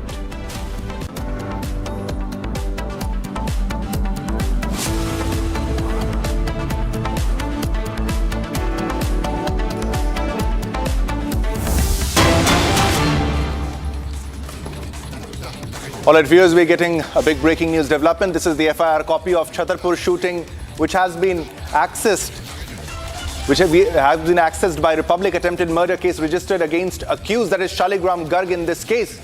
Big breaking news development, ladies and gentlemen. This is about the attack and the FIR copy of a Chhatarpur shooting case which has been accessed, and it clearly mentions the name of Shaligram Garg, but we have to wait because there's no action in this case. There has been no arrest in this case, and this is the violence the shooting that occurred in Bageshwar Dham, and this is the brother of Baba Bageshwar who has still not been arrested. Even after evidence, even after the FIR, no action has been taken against Shaligram Garg. Republic accesses FIR copy in Baba Bageshwar's brother shooting case. We have the reaction of the victim's brother. Let's go across to the reaction. कल दोपहर मेरे घर पर शालिग्राम के गुंडे आए और मेरे भाई को यहाँ से ले गए घर से और गांव में, तो वहाँ उनने मारपीट की। हम लोग पीछे पीछे गए तो उन लोगों ने फायरिंग स्टार्ट कर दी ताकि हम लोग करीब ना आ सकें, और मेरे भाई को एक यहाँ गोली लगी और एक पेट में गोली लगी है। गोली किसने मारी? शालिग्राम गर्ग ने, धीरेन्द्र कृष्ण शास्त्री के भाई ने। उसके बाद में भी गुंडे आए, गाड़ियों से घूमते रहे। जब वो चला गया वो गाड़ी छोड़ के भाग गया था, तो हम लोग पीछे से गए तो भाई को गोली मार दी। फिर हमको पता चला तो हम लोग पीछे से गए, तो मतलब वो गाड़ी छोड़ के भाग चुका है। तो उसके बाद में तो गुंडे आए, लाठी डंडे लेके घूमते रहे गांव में, दबदबा बनाते रहे कि कहाँ गए हैं। हाँ, वैसा सुनने में आ गए। वो सोच रहे कि अभी आगे पाछे मारेंगे, अभी गिरफ्तार भी नहीं हुए हैं। विवाद जमीन को लेकर हुआ था। गौशाला के पास जमीन थी, तो वहाँ पे एक महीने पहली बात है, एक महीने की पहले की, तो पंडित लोग हैं, इनके साथ में आवेदन देने के लिए गए थे। तो उन लोगों ने हमें पहले भी डराया, धमकाया है कई बार, और अभी कल वो दोपहर में मारपीट कर गए और एक घटना को अंजाम दिया उन लोगों ने। All right, viewers, let's go across to another big breaking news development that we are getting, and this is the Supreme Court's reaction to the Patna High Court's observation which we are getting. This is Supreme Court which has flagged the verdict, the ruling of Patna High Court, and where after Allahabad High Court's row, another controversial sexual offence verdict has been given. Supreme Court questions judicial sensitivity in sexual offences cases, and lack of research is what Supreme Court says. A sharp rap for Patna High Court. And the Supreme Court also said that when will courts stop minimizing sexual violence, and has the message from the Supreme Court not reached the High Courts? So this was also conveyed by the Supreme Court to the High Courts.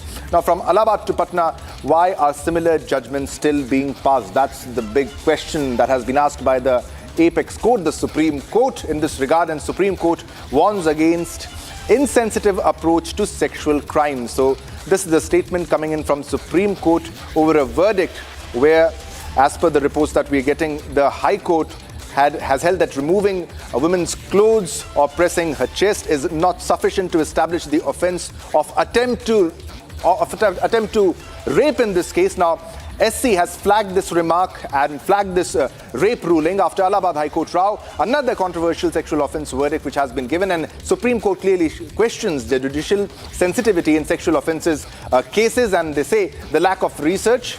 Supreme Court's sharp rap for Patna High Court, and the Supreme Court also asked that when will courts stop minimizing sexual violence, and also asked this very important question, that has the message from the Supreme Court not reached the High Courts? And this is from Allahabad to Patna. Why are similar judgments still being passed? That's the big question coming in from the apex court, from the Supreme Court. Why are you passing the similar judgments when we already have given a ruling, when we have given an observation, a verdict in this case?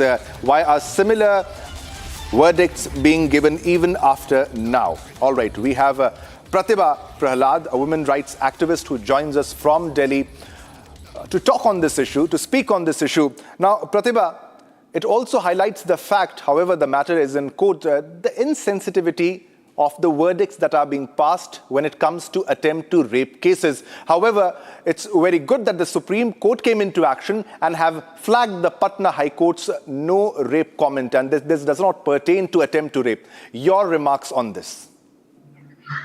So my first remark, because I really haven't read the Patna High Court ruling or the Supreme Court ruling, but my first kind of a reaction to what has happened is that we still have misogynists among judges who don't understand that touching a woman's body, catching her breasts, groping a woman's breast, or touching any parts of her body without her consent is violation. It's violation of the autonomy of a woman's body. And if the Constitution, if the law says that women have autonomy on their body, that they have a right of their body, the right of their mind, so then nobody can touch any part of a woman's body, especially a sensitive part like the breasts, which is which kind of arouses sexual stimulation. It kind of leads to that. So you cannot touch any part of a woman's body without the consent of a woman. So therefore, by definition, it becomes sexual assault. It becomes violation of a woman's body. It becomes a heinous crime. So I'm really so happy that the Supreme Court has come down on the High Court's judgment and flagged it and said that despite us trying to set things right, as per law, give women autonomy over their body, have different kinds of laws which have come into play after Nirbhaya, which speaks about sexual assault, sexual violation, and the many other things that frame it. Despite that, for a High Court of Patna to say that groping a woman's breast is not rape, not sexual assault, is completely wrong, according to me. Yeah, the story is about the Patna High Court. When a case came to Patna High Court about a woman who has alleged that when she went into a photo studio, the person tried to shut the door, remove her salwar and tried to press her chest. So that was the story. However, when the High Court gave the verdict, they gave the judgment, they said that this does not amount to attempt to rape in this case. Now, this is the insensitivity of certain judges, which also needs to be highlighted, ma'am. So what's your comment on those judges? Because Supreme Court has clearly mentioned that you should do some research. But apart from that, they need to be more sensitive to cases when it pertains to attempt to rape against women, because where else will the women go if not the High Court? And if such remarks are being passed by the judges in this case, where shall a woman go? See, the point here to note is that this girl went for a photo shoot and then the man, attempted rape. He may have attempted, rape as is known in the terminology of rape, penetration, or he may have just attempted to touch her, feel her, and, have fun with her. In either which case. Ma'am, it's shocking. The remark is shocking because the person tried to remove the salwar of the woman. I have to quote it because this is exactly the case. I feel sorry to say all this on air, but he tried to remove the salwar of the woman, that is, remove the clothes of the woman, press the chest of the woman, with all due respect to you, ma'am, addressing you, because this is exactly what happened, and the court remarks that this does not amount to attempt to rape. It absolutely... then what will attempt to rape, ma'am? What exactly... That's exactly what I'm saying. That's exactly what I'm saying. It absolutely must be categorized as attempt to rape. And any sensible person, any sane person would see it so, that it is attempt to rape.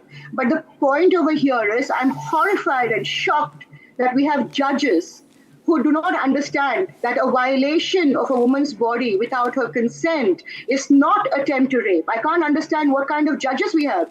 They're either misogynists or they are people who just don't understand the autonomy of a woman's body, and they don't respect it and they don't give dignity to the autonomy of a woman's body. And so I'm horrified that these kinds of judges are sitting in judgment of such cases. It's insensitive. And it's unlawful, as the Supreme Court has said. It's flagged the Patna High Court, order, and it's completely, against the law as we have it today. A sexual assault, attempt to rape, and this would categorize completely in that, in that category. But what I'm trying to say is attempt to rape is also as heinous a crime as the act of rape itself.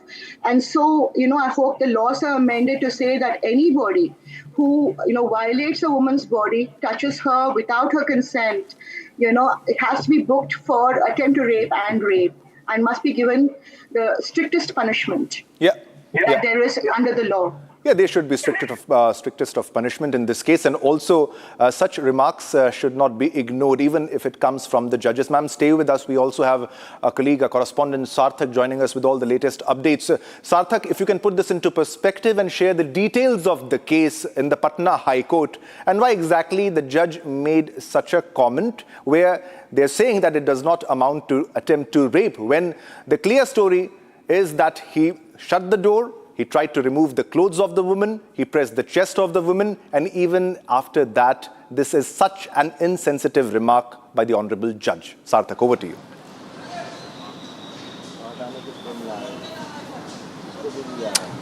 Well, absolutely, Shivam. This is insensitive. This is very inconsiderate of the judge of not taking this case as an attempt to rape and merely a case of outraging the woman's modesty, because this has been pointed out by Justice Purnendu Singh in the Patna High Court that since there was no sort of essentials that are required to establish an attempt to rape, like there was no penetration or any unequivocal attempt in this case that could amount to rape. This is merely this comes under the ambit of section 354 of IPC, which is outraging the woman's modesty, and that's pretty much it. This cannot be considered as an attempt to rape, or cannot be categorized under section 376 or 511 of IPC, and therefore this was suo motu taken in the Supreme Court, where Senior Advocate Shobha Gupta argued the matter that despite a remark that was made by a Supreme Court in a previous hearing in a similar kind of case, because a similar kind of case had happened in the Allahabad High Court as well, against which the Supreme Court had said that there is no reason to believe that this does not amount to attempt to rape, and that was overturned. Yet a similar kind of justification has been given in the Patna High Court, stating that this does not amount to rape, this is just merely outraging the modesty of a woman, and that's why the Supreme Court has suo motu taken this case and taken the cognizance of the case, and the matter will be heard.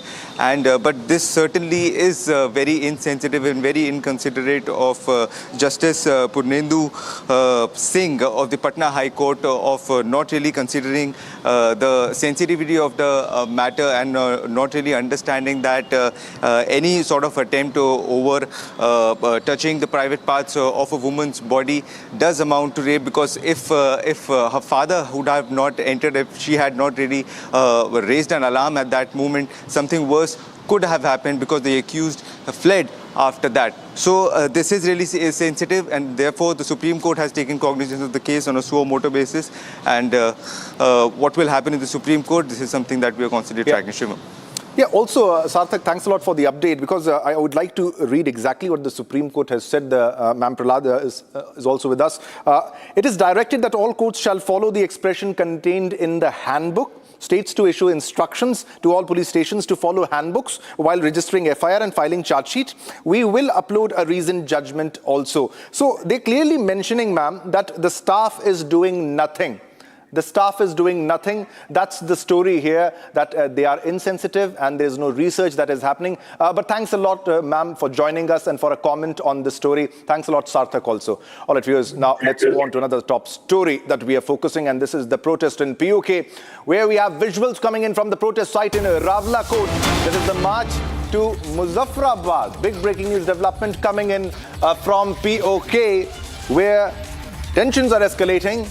The Pakistan terror regime, the Pakistani army, is trying to crack down on the protest, the peaceful protest which is happening in Rawalakot, POK.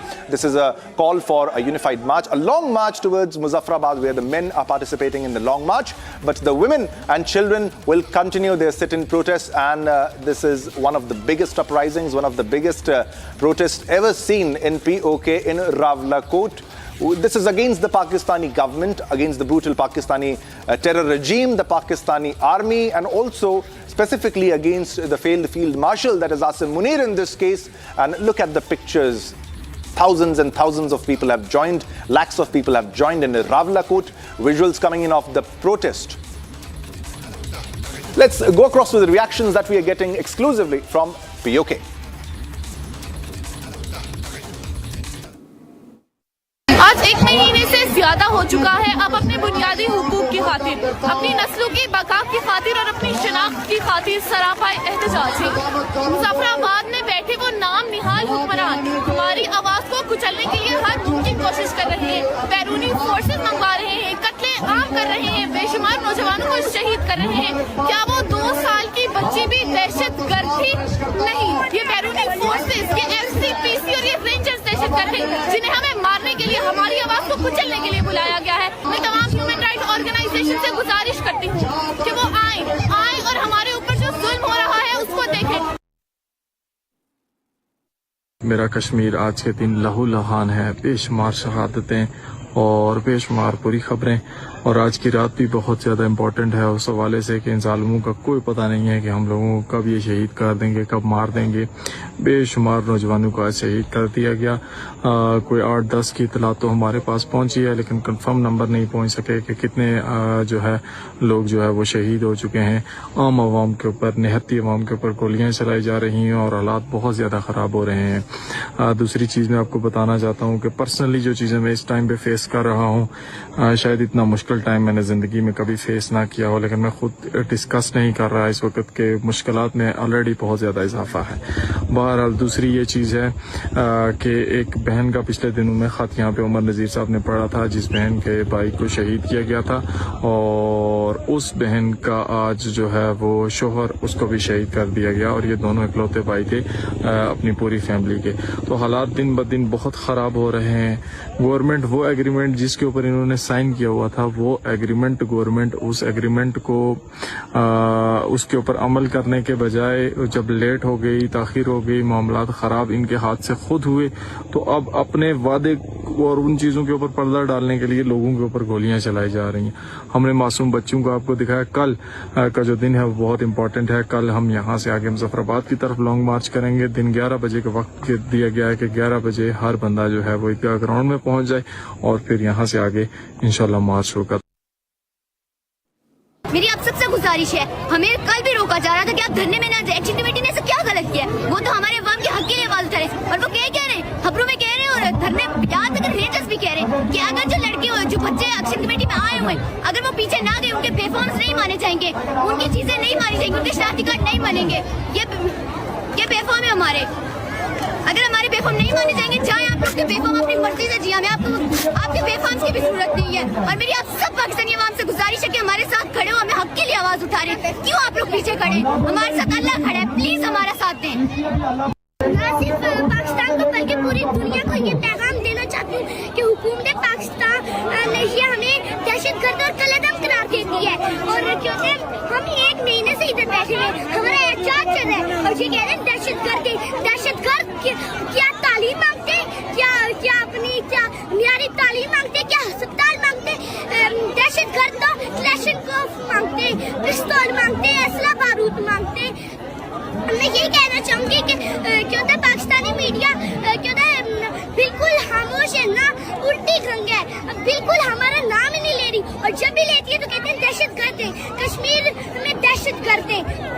और यही कहना चाहूंगी कि अगर हम दहशतगर्द होते तो ये लाखों के मजमे में लोग और लड़कियां, ये खवातीन अपने गोद वाले बच्चों को इधर लेके आती, ये कोई दहशतगर्द है, आके प्लीज चेक कर दिया जाए। और क्योंकि मेरे पिछले इंटरव्यू में भी यही बोला था कि हामिद मीर और मिस्टर हामिद मीर आए स्टेप ले, वो ये क्योंकि mister Hamid Mir.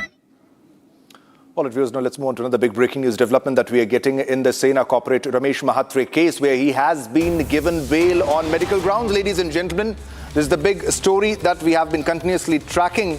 This is Sena corporator Ramesh Mahatre, and even his doctor Rahul Lahekar He said to Republic that his blood pressure is fluctuating, which is why he remains under observation. Once his blood pressure stabilizes, we will discharge him. And he was admitted to the hospital yesterday and he remains under observation. So this big story is, why is his blood pressure fluctuating now? Why didn't it fluctuate when he was attacking the doctors? And this is the leader who assaulted doctors while he was there. On your screen, ladies and gentlemen, this is exactly the man who was attacking the doctors, assaulting the doctors on duty. And now he is getting bail on medical grounds on 50,000 rupees surety bond. But this is big. He fell ill after he was arrested. Now we'll go across to the interaction with the doctor. Let's go across to that. Doctor, अभी रमेश मात्रे का health condition कैसा है? अभी भी है, BP higher side में है, तो ऐसे ट्रीट कर रहे हैं अपन। तो वो लास्ट टाइम कब एडमिट हुए थे हॉस्पिटल में? अंडर कस्टडी है, पेशेंट अंडर कस्टडी है, तो पुलिस ही लेके आया है पेशेंट, तो परसों। हाँ, अभी उनका क्या सिचुएशन है? मतलब सिर्फ बीपी का प्रॉब्लम है, हाई बीपी है, और क्या और कुछ प्रॉब्लम्स है उनको? पेशेंट को बुलेट इंजरी हुआ था, उसके कारण उसका एक किडनी निकाल दिया था, तो उसके वजह से भी हाइपरटेंशन हो सकता है और वो कंट्रोल नहीं हो रहा है अभी तक। तो आज क्या डिस्चार्ज करने वाले हैं उनको? नहीं, पेशेंट अभी भी कस्टडी में है ना, तो उसके बारे में अभी कुछ अपडेट नहीं है और अंडर ऑब्जर्वेशन है। मतलब हेल्थ कंडीशन के हिसाब से आज डिस्चार्ज नहीं हो? हेल्थ के कंडीशन से आज अंडर ऑब्जर्वेशन है हमारे। हाँ, और ऐसे नॉर्मल क्या स्टेबल सिचुएशन है, क्या बोल? स्टेबल हायर साइड बीपी है, पल्पिटेशन है। तो अभी सिर्फ उनका प्रॉब्लम हायर बीपी है और बाकी कुछ प्रॉब्लम नहीं? और कुछ नहीं। तो बीपी जब सेटल हो जाएगा तो वो डिस्चार्ज कर सकते हैं उनको, सिर्फ बीपी का ही प्रॉब्लम? वो पुलिस कस्टडी में है ना, वो डिस्चार्ज नहीं होंगे, वो पुलिस के पास ही जाएंगे फिर। हाँ, हॉस्पिटल से डिस्चार्ज हो सकते हैं, सिर्फ बीपी का प्रॉब्लम सेटल हो गया तो। All right, Meenakshi is live with us with all the latest updates in the story. Meenakshi, you went to the hospital, you spoke with the doctor, and it's just another textbook example of how a senior leader, he falls ill every time he gets arrested. Same complications and same BP issue that they get. But he did not have a BP issue while he was assaulting the doctors, but now he has a blood pressure issue and he is admitted. Over to you for all the latest details and how he got the bail. Very nicely you have pointed out, Shivam. This is the main issue, that he has only BP problem, blood pressure problem. But while assaulting doctor, he had not blood pressure issue. And I repeatedly, you have seen that I repeatedly asked a question to doctor that he has only blood pressure issue. Has he only blood pressure issue? He repeatedly said, yes, he has only blood pressure issue. Let me tell you that only for blood pressure issue, how many patients are admitted in this hospital? I wanted to know that actually. For only the issue, only the issue is blood pressure. In this issue, how many patients are admitted in this hospital? Because of his corporator of ruling party, because of his misusing his power. That's why he has he is now getting VVIP treatment in this Thane Civil Hospital, where I am now standing. So this is the main point, and we have exclusively spoke to doctor that he has only blood pressure issue, and he got bail in on this doctor's report that he has health issue. That's why judge gave him bail. And this is the problem of our systems, that normal people have a problem, but they are not able to admit in hospital. But yes, definitely, VVIP, you can pop a pill and get rid of the blood pressure issue. But thanks a lot for all the updates, Meenakshi. Keep tracking of all the developments. We'll come back to you as more details emerge.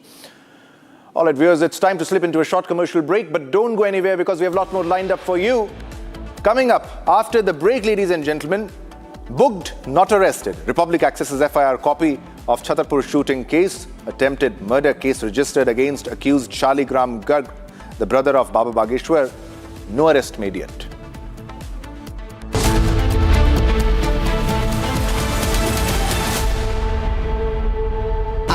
Pure सूजी pasta उबालो मिलाओ और खाओ 8 minute में तैयार। क्या taste है सबका राजा आर प्योर मसाला। Amity has been ranked India's #1 not-for-profit private university for 11th year, with top 10 ranked institutions in management, engineering, biotech, law, masscom, telecom, hospitality, fashion and more. Yet another top ranking for Amity University. चमकी चाट से क्या बना है? Sandwich लस्सी और छाछ। हर घूंट में चमकी चाट।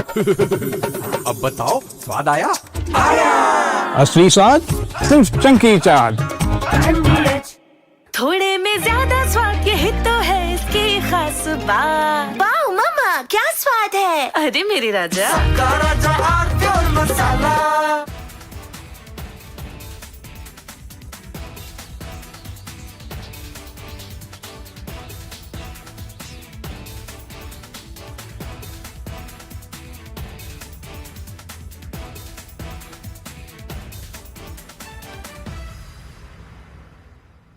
ये वही हैं, ये प्रश्न उठाने वाले लोग वही हैं जो लोग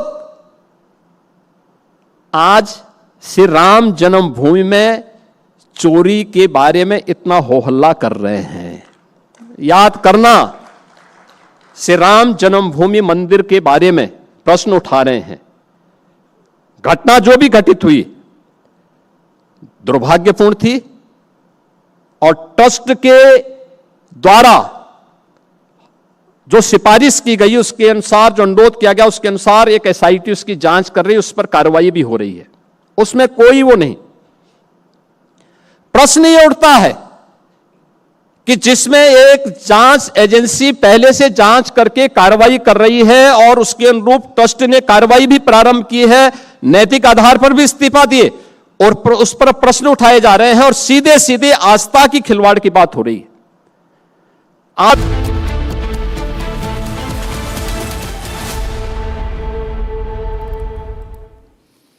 A very warm welcome, viewers. You're watching Republic TV. This is Shivam Dutt Mehta. At a time when defense is the focus of the entire world, Republic brings you the marquee defense event of the year, Republic Defense Forces First Conclave. This Saturday, July 18th, in the heart of the national capital, New Delhi, Republic hosts the biggest defense thought leadership gathering the country has seen. A historic congregation where the Indian Army, the Indian Air Force and the Indian Navy come together with the scientists of DRDO and the leaders of India's defense industry, all on one stage. As the world watches, as global power equations shift, and as India's defense capabilities come under the spotlight like never before, Republic asks the question that matters most. Has Bharat truly emerged as the world's defense powerhouse? Top military commanders, policymakers, defense startups, global giants and industry stalwarts will come together to decode India's defense strategy, its indigenous capabilities and its road ahead on the global stage. This Saturday, July 18th, only on Republic, witness Bharat, the defense powerhouse. All right, viewers, let's begin this bulletin with a big breaking news development now that we are getting. This is the Sena corporator, Ramesh Mahatre, who has got a bail now on medical grounds with the 50,000 surety bond and a bail. And is this not a mockery of law? That's the big question. Is this a VVIP run for the Sena corporator? He falls ill, his blood pressure drops because of medical issues after he gets arrested, and he gets a bail because of that. Now, we also spoke exclusively to the doctor in this case, that is Dr. Rahul Lahekar, who spoke exclusively to Republic, and he said that his blood pressure is fluctuating, which is why he remains under observation. Once his blood pressure stabilizes, we will discharge him. He has not been discharged yet. Now, he was admitted to the hospital yesterday because of blood pressure, and he still remains under observation even till now. So this is the same man who was assaulting doctors, and he was beating doctors, the medical staff, and harassing the doctors, the nurses, and now he's complaining of blood pressure, and he has got a medical issue after that. Now let's go across to the interaction we had with the doctor of Ramesh Mahatre. Doctor, अभी रमेश मात्रे का health condition कैसा है? अभी भी है, BP higher side में है, तो ऐसे ट्रीट कर रहे हैं अपन। वो लास्ट टाइम कब एडमिट हुए थे हॉस्पिटल में? अंडर कस्टडी है, पेशेंट अंडर कस्टडी है, तो पुलिस ही लेके आया है पेशेंट, तो परसों। हाँ, अभी उनका क्या सिचुएशन है? मतलब सिर्फ बीपी का प्रॉब्लम है, हाई बीपी है, और क्या और कुछ प्रॉब्लम्स है उनको? पेशेंट को बुलेट इंजरी हुआ था, उसके कारण उसका एक किडनी निकाल दिया था, तो उसके वजह से भी हाइपरटेंशन हो सकता है और वो कंट्रोल नहीं हो रहा है अभी तक। तो आज क्या डिस्चार्ज करने वाले हैं उनको? नहीं, पेशेंट अभी भी कस्टडी में है ना, तो उसके बारे में अभी कुछ अपडेट नहीं है और अंडर ऑब्जर्वेशन है। मतलब हेल्थ कंडीशन के हिसाब से आज डिस्चार्ज नहीं हो? हेल्थ के कंडीशन से आज अंडर ऑब्जर्वेशन है हमारे। हाँ, ऐसे नॉर्मल क्या स्टेबल सिचुएशन है, क्या बोल? स्टेबल हायर साइड बीपी है, पल्पिटेशन है। तो अभी सिर्फ उनका प्रॉब्लम हायर बीपी है और बाकी कुछ प्रॉब्लम नहीं? और कुछ नहीं। तो बीपी जब सेटल हो जाएगा तो वो डिस्चार्ज कर सकते हैं उनको, सिर्फ बीपी का ही प्रॉब्लम? वो पुलिस कस्टडी में है ना, वो डिस्चार्ज नहीं होंगे, वो पुलिस के पास ही जाएंगे फिर। हॉस्पिटल से डिस्चार्ज हो सकते हैं, सिर्फ बीपी का प्रॉब्लम सेटल हो गया तो।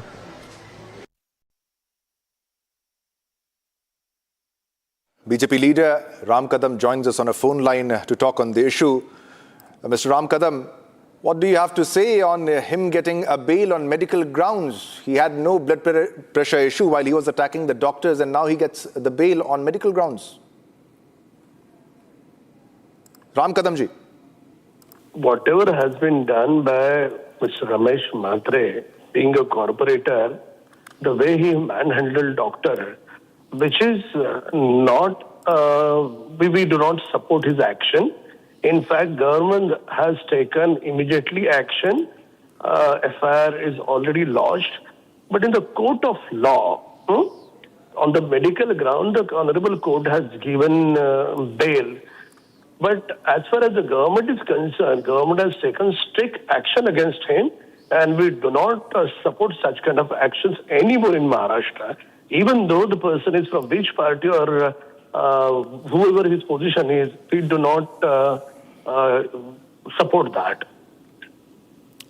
But there's a similarity, Mr. Mhatre. I completely understand your point that is the case is in the Honorable Court. However, there's a similar pattern which is observed in certain cases of this kind, which amounts to the VVIP treatment that is given to certain leaders in this case. I would like to repeat the fact that he himself knows he has a blood pressure issue. Then why he goes on to become a vigilante, attacking doctors?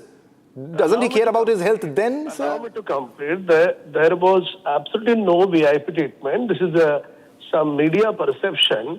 When the doctor checked him and his blood pressure was fluctuating, and in that case, for any person, naturally, they allow him hospitalization. And that's a human right for everyone. Now the point is whether we did not protect him, we did not save him.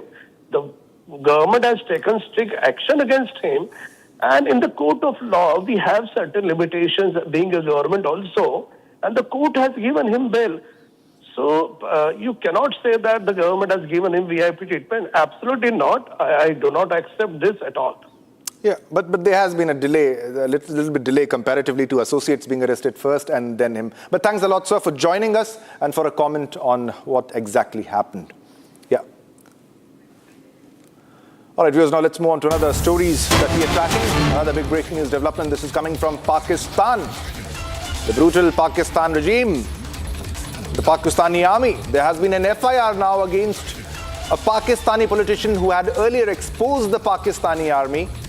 And he had actually challenged the Pakistani army to come and contest elections if they really want to rule, because there is an indirect military rule which is ongoing since a very long time in Pakistan. And this man, this Pak politician, this brave Pak politician exposed the Pakistani army, and now the Pakistani army has registered an FIR. The Pakistani government has registered an FIR against this Pak politician who challenged the Pakistani army. Let's go across to the statement from the Pak politician.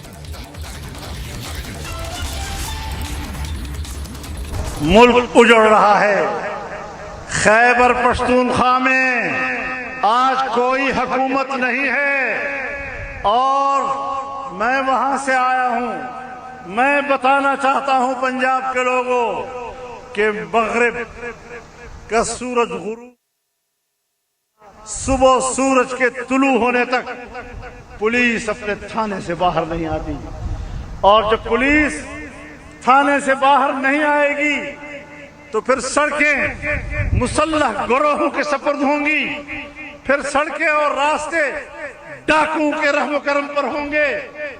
आपकी हाकिमियत को मैं अपने सूबे में जानता हूं। तुम्हारी कोई हुकूमत नहीं है, तुम सिर्फ दारुल हुकूमतों में अपने बड़े बड़े बंगलों के अंदर बैठे हुए हो, टांग पे टांग डालकर समझते हो कि हम हुक्मरान हैं। कम से कम मेरे सूबे में तुम्हारी कोई हुकूमत नहीं है। बलोचिस्तान में, बलोच इलाकों में बगावतें थी। पूरा बलोच इलाका पाकिस्तान के इख्तियार से निकल चुका था। आज भी वहां पर पाकिस्तान हुकूमत की कोई रिट मौजूद नहीं है, लेकिन हम तो बलोच इलाके को रो रहे थे। अब तो पश्तून इलाका भी खून में नहा रहा है। पश्तून इलाके में हमने 2-3 दिन के अंदर 50 से ज्यादा लाशें वसूल की हैं। हमने बाजारों में एक ही काम किया कि अपने प्यारों के लिए कफन खरीद सकें। फिर कहते हैं हमारे जवान भी तो शहीद हो रहे हैं। ओ बाबा, तेरे जवानों ने पेटी इसीलिए बांधी है, तनख्वाह इसी के ले रहे हैं कि उसने मुल्क की सलामती के लिए लड़ना है। तुम अपने खून का मेरे ऊपर क्या एहसान डालते हो? तुम मेरे खून पसीने के टैक्स से इसी बात की नहीं तो तनख्वाह ले रहे हो, लेकिन हमें कहते हो कि तुम लश्कर निकालो, तुम असलहा लेकर मुसल्लह गिरोहों के खिलाफ लड़ो। मैंने कोई तनख्वाह नहीं ली, मैं कोई लश्कर नहीं बनाऊंगा। तुम चले जाओगे, तुम मेरी सरजमीन को आने वाली नस्लों तक जाती दुश्मनियों की तरफ धकेल रहे हो। All right, viewers, now let's move on to another big breaking news development that we are tracking, and this is from the Supreme Court, which has flagged Patna High Court's no attempt to rape ruling on a case where a woman was groped and her clothes were removed by a man in a photo studio. And this has been flagged by the Supreme Court, the Patna High Court's ruling of no attempt to rape in such cases where clearly a woman's clothes were removed and her chest was pressed. And the Patna High Court said that this does not amount to attempt to rape. Now, after Allahabad High Court Rao, another controversial sexual offence verdict, and Supreme Court questions the judicial sensitivity in sexual offences cases, and also says that there is lack of research on behalf of the High Court and the staff of High Court. And this is Supreme Court's sharp rap for Patna High Court. And also Supreme Court mentions that when will courts stop minimizing sexual violence? And also the Supreme Court asked that has the message from the Supreme Court not reached the High Courts? Now from Allahabad to Patna, why are similar judgments still being passed? And this is the Supreme Court's warning, where they says this is warning against insensitive approach to sexual crimes. Insensitive remarks by judges, where a similar pattern can be seen from Allahabad to Patna. And the Supreme Court took motu cognizance of the matter and made a comment and said that you can't do that and there's lack of research.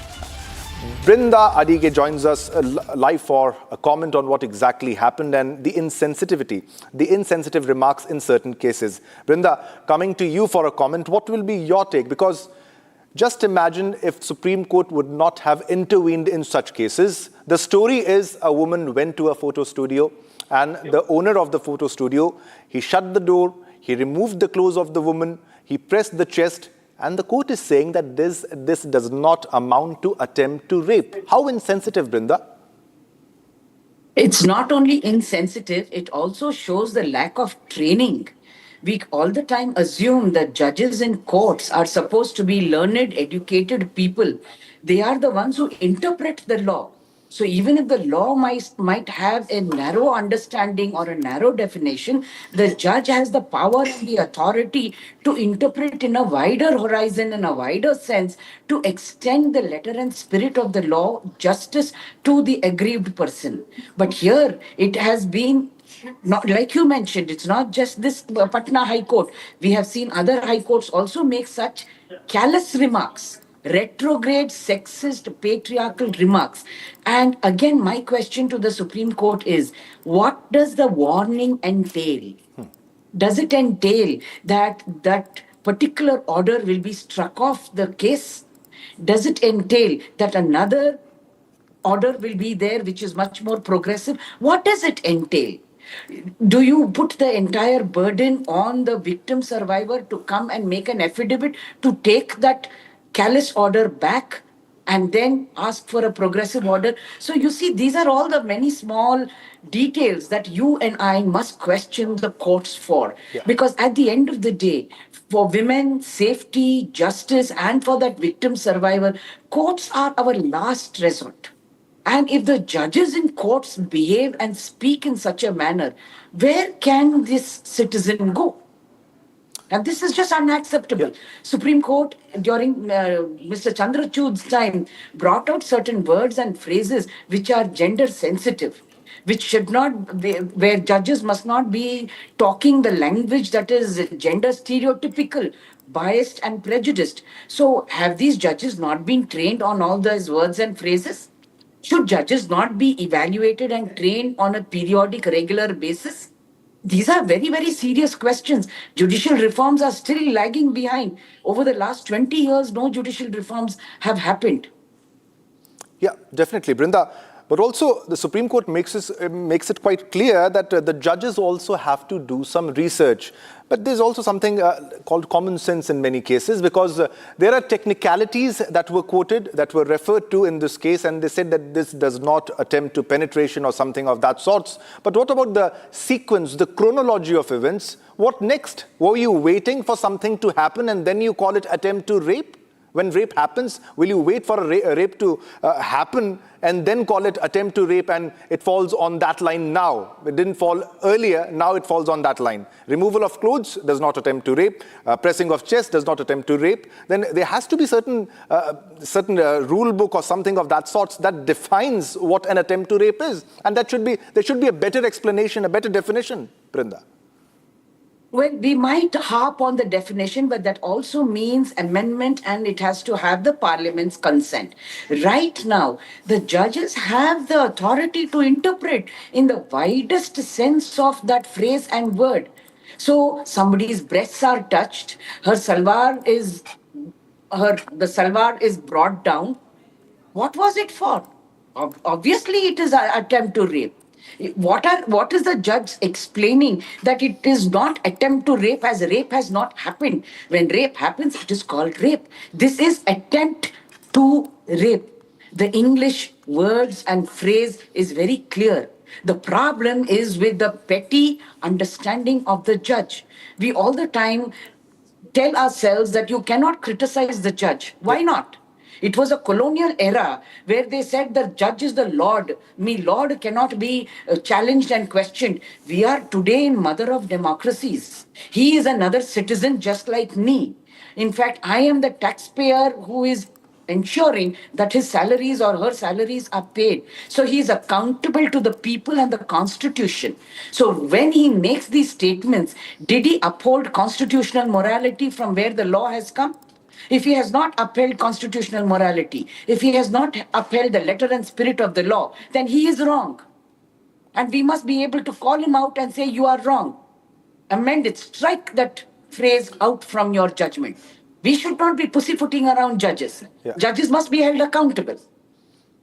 Yeah, and the way it has just been categorized to just merely outraging a woman's modesty. Yogita Bayan is also joining us for a comment on this issue.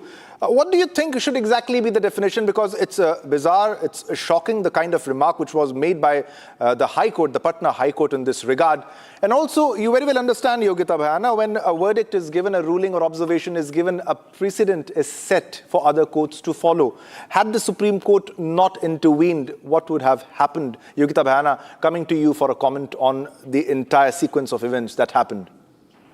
It is not only Patna High Court, also Allahabad High Court, also Maharashtra, Mumbai High Court also had made such comments. And, end of the day, Vindaji was also mentioning, these are people, coming from citizens only, they become judges, but understanding how they perceive a woman, how they personally think, reflects on their judgment. So it might be their personal opinion, which they make it as a judgment. He might be a very insensitive judge, insensitive person. And then, of course, he is holding a position where he is putting his thoughts into his judgments, which is scary. It should be one norm kind of a thing here. When it comes to giving a, kind of a sentence, we understand that they have to go by evidences and they go by their own wisdom. But in these things, very, very clear, law also defines, it's not the personal perception or personal thought process. Law clearly defines its attempt to rape.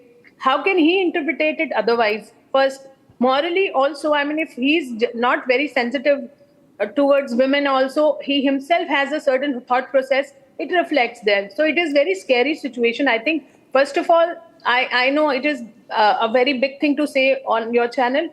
They need to read the law. First, I am telling a judge to read the law. I know it is very ironical. Yeah. Secondly, I am telling him to be more gender sensitive, have some sensitiveness towards the cost of gender trainings, which we do for school kids.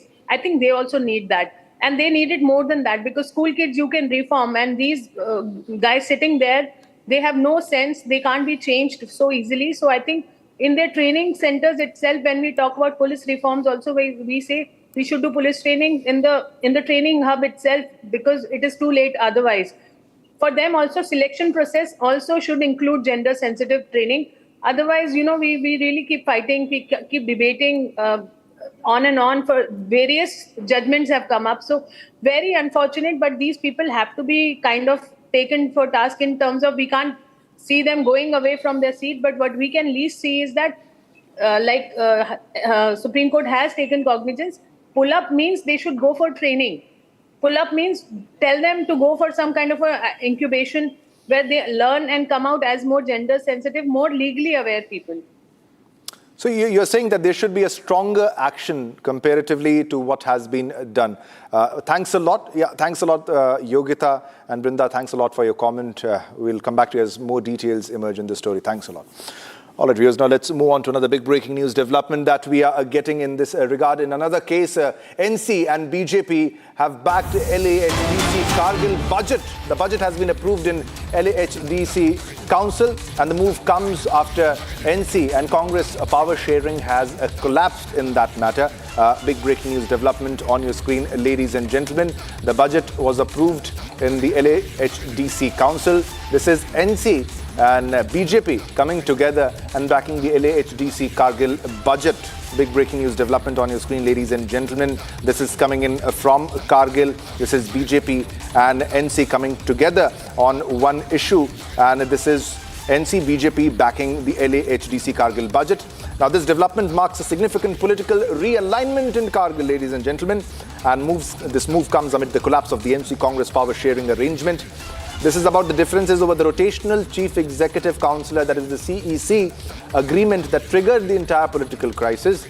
And NC-BJP cooperation has ensured that the budget received the required majority. That was important in this case. And this development is an indicator of changing alliances in Ladakh. All right, Zeenat is live with us with all the latest updates in this story. Zeenat, is this an indicator of a changing alliance in Ladakh? This is NC and BJP coming together for a particular issue, and there are differences between the NC and Congress. See, definitely there seems a change in the political dynamics as far as this council is concerned, the Kargil Autonomic Council is concerned, because earlier this was formed on the basis of the numbers that the alliance partners got. The NC had an alliance with the Congress, and there was an agreement in 2023 that first the National Conference will be headed by the Dr. Jafar Akhund, whose term will be of 2.5 years, and later it will be taken over by the Congress. But there had been a no confidence motion that was issued by Dr. Farooq Abdullah after Akhund refused to step down, because the Congress was asking them, let them take over. Now, what is coming anew from the Ladakh this time is that day before yesterday, the budget of the council was passed, and this time many of the Congress members stay away. And National Conference got the support from the BJP, and with the result, the budget is somewhere around 330 crore rupees. That tells you that on the one side, we are seeing the National Conference going all against Bharatiya Janata Party, and it comes to protest in New Delhi on the 20th of July. And then on the other side, we see that in Ladakh, the NC is having an alliance with the BJP, because we are now, the Dr. Akhund has said that with the change of dynamics as far as the new districts have come up, the administration needs him more. The Congress is sulking, and they have not, many of the members, in fact, did not attend this budget meeting. And that tells you now there is a complete rift when it comes between the National Conference, Congress, and the Congress within the party. Alleged that the National Conference has switched sides and is running the BJP agenda in Ladakh. In Jammu and Kashmir, now we see Agha Ruhullah, the MP from National Conference in Srinagar, again training the guns towards Omar Abdullah, asking Omar that when he was campaigning for this assembly elections, there he asked people so to definitely vote this is the power sharing agreement that was between NC and Congress. This has failed because Dr. Mahmood Jafar Akhund, he has refused to step down. Thanks a lot for all the updates, Zenat. Keep a track of all the developments. We'll come back to you as more details emerge. All right, it's time to slip into a short commercial break, but don't go anywhere, because we have a lot more lined up for you after a short break. Coming up next, after Imran Khan, this is yet another Pakistan politician who faces the wrath of the Pakistan army. FIR has been filed against a Pak politician who exposed Asim Munir's forces.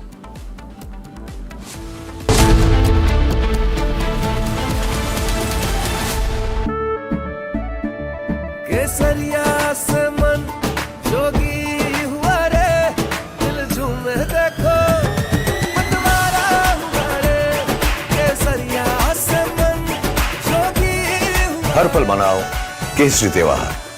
विमल, बोलो जुबान केसरी। चमकी चाट से क्या बना है? Sandwich, लस्सी और छाछ और हर घूंट में चमकी चाट, ड्राई फ्रूट और दही बड़े। चमकी चाट से स्वाद बढ़े। असली स्वाद सिर्फ chunky chaat. AU current account के साथ मिलता है free UPI QR overdraft facility और एक ही ऐप से बैंक के सारे काम। AU सोच बदलो और बैंक भी।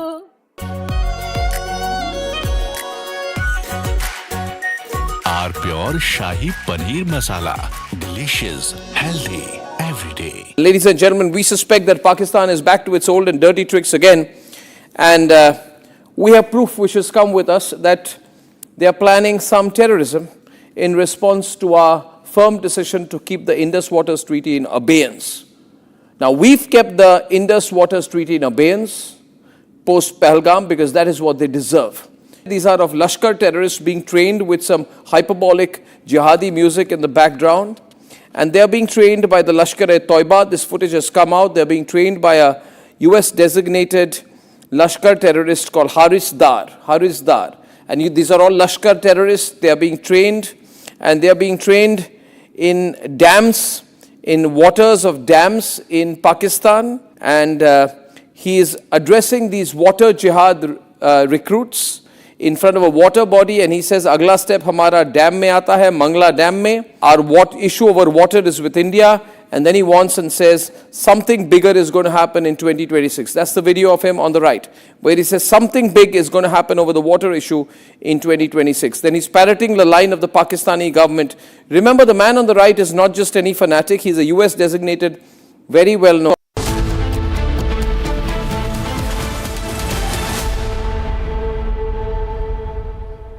A very warm welcome, viewers. You're watching Republic TV. This is Shivam Dutt Mehta.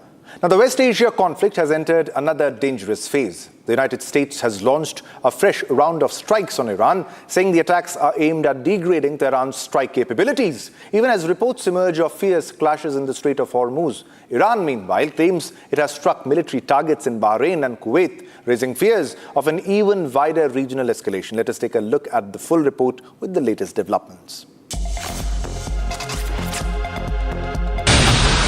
The United States has launched a fresh wave of strikes on Iranian targets, with Washington saying the attacks are intended to weaken Iran's ability to carry out further missile and drone strikes.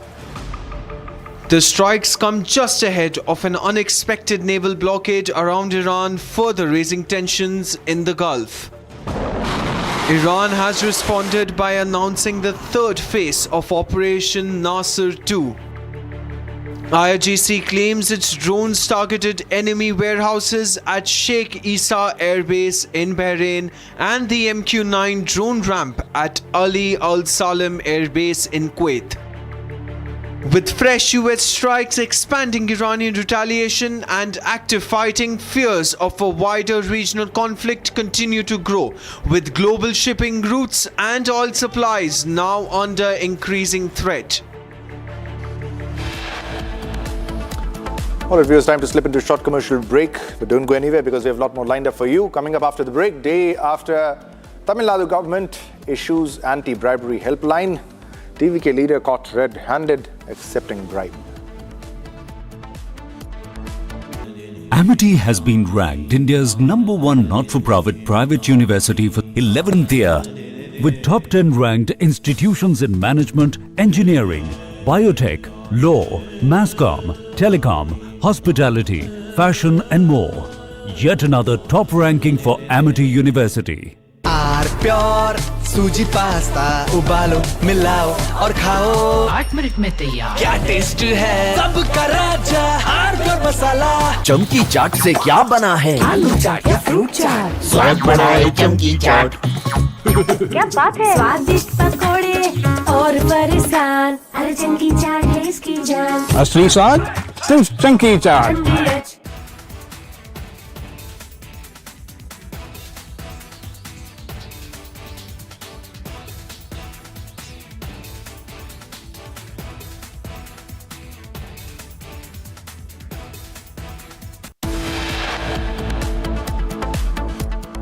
All right, coming up next after a short commercial break, a Pakistani politician has exposed the Pakistani army and said that if they really want to rule Pakistan, they should contest the elections. But an FIR has been registered against him.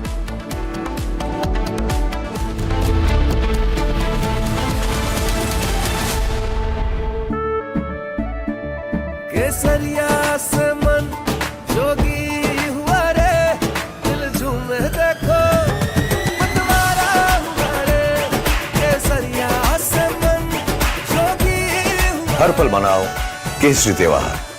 विमल, बोलो जुबान केसरी। चमकी चाट से क्या बना है? Sandwich लस्सी और छाछ। हर घूंट में चमकी चाट। ड्राई फ्रूट और दही बड़े। चमकी चाट से स्वाद बढ़े। असली स्वाद सिर्फ chunky chaat. AU savings account में मिलते हैं amazing benefits, paperless banking and higher interest, वो भी हर महीने। Money money money money every month. सोच बदलो और बैंक भी। थोड़े में ज्यादा स्वाद, यही तो है इसकी खास बात। वाओ मामा, क्या स्वाद है? अरे मेरे राजा। Ladies and gentlemen, we suspect that Pakistan is back to its old and dirty tricks again, and we have proof which has come with us that they are planning some terrorism in response to our firm decision to keep the Indus Waters Treaty in abeyance. Now, we've kept the Indus... From Asia's largest news headquarters, setting the agenda for Bharat.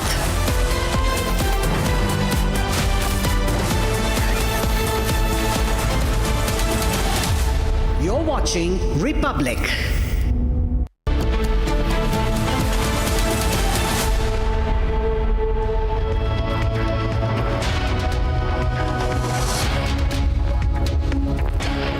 Hello viewers, a very good afternoon. We are live and we are breaking. This is a big story that is coming in. It will set the national agenda for today. We have just got to know, and we'll put out those pictures where the CPIM General Secretary M.A. Baby is seen meeting the CGP founder Deep K, and soon after that he's seen at a Chinese embassy event. Why is that? Is there a Chinese link which is coming out in the open? Well, it is something that Deep K has not told the rest of India about. We'll go ahead, tell you more, but the headlines first. Let's get started. Baloch इलाका पाकिस्तान के इख्तियार से निकल चुका था। आज भी वहां पर पाकिस्तान हुकूमत की कोई रिट मौजूद नहीं है। अब तो पश्तून इलाका भी खून में नहा रहा है।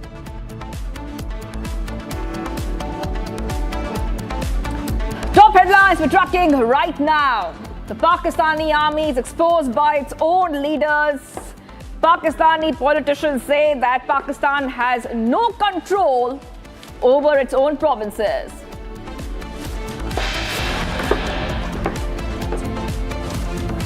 Protests against Pakistan are continuing in POK, with movement leaders rejecting Pakistan's disputed territory narrative as people protest and march in defiance.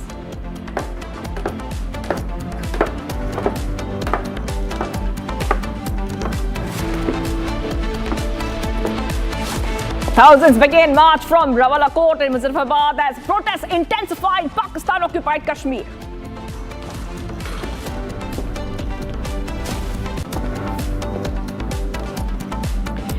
A day after Tamil Nadu government issues anti-bribery helpline, TVK leader caught red-handed accepting bribe.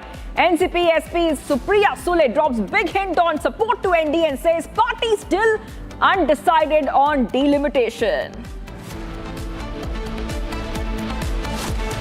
Republic accesses a FIR copy of Chhattarpur shooting case, attempted murder case registered against accused Shaligram Garg. No arrest made yet.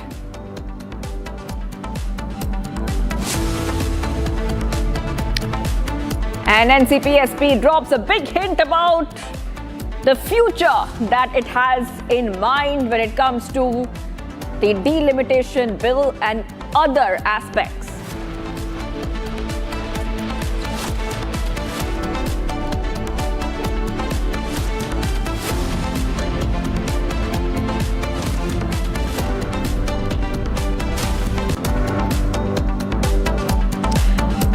Getting you some big updates coming in. A major controversy is erupted. We'll put out those pictures in a short while from now so you can have a look for yourself what is happening. In those pictures, you will see left leaders meeting the Cockroach Janata Party leaders, and they're also meeting Chinese officials after that. We'll put out those pictures in a short while so you can have a look yourself. So the question is a China CJP controversy is breaking out? And this is coming just before the parliament session. Top leader from the left are seen with Deep K at Jantar Mantar and Sonam Wangchuk, and also with the Chinese envoy. These are the pictures we have got for you. On your screen, this is CPIM General Secretary M.A. Baby meeting with Deep K and Sonam Wangchuk at Jantar Mantar in New Delhi. And let's put out some pictures that we have for you. In those pictures, look at this. First, you will see that these CPI leaders are meeting Chinese envoys at an event. This is an event and at the Chinese embassy. You can see this is M.A. Baby and D. Raja, both of them left leaders. And now on the other side of the screen, you can see that they are also at the Cockroach Janata Party protest. On your screen, you will see once again M.A. Baby, CPI leader, with Brinda Karat, CPI leader, and Abhijit Deep K, who's a CJP founder. Now, what exactly is happening here? And what is the link? But to understand this further, I really want to go across to our senior executive editor, Abhishek Kapoor. Abhishek, I'm coming across to you right now. Now, what we see on our screens is asking a few questions. And the question we're asking is that why would the CPI leaders meet Deepke and then soon after be seen at a Chinese embassy event? Abhishek. Well, you see, Shivangi, the communists' Chinese connection is an open secret going back to their very establishment, both the CPI and the CPM. Now, what is interesting is that on 29th of June, Brinda Karat and M.A. Babi, they visited the CJP protest site at Jantar Mantar. And on 10th of July, they are visiting the Chinese embassy and this event organized by the embassy, ostensibly an outreach. But if you look at it, this Chinese embassy event where the communist leadership is present comes just within fortnight of the beginning of the monsoon session, which starts on July 20. So the question that needs to be asked is whether this was some kind of ideological coming together.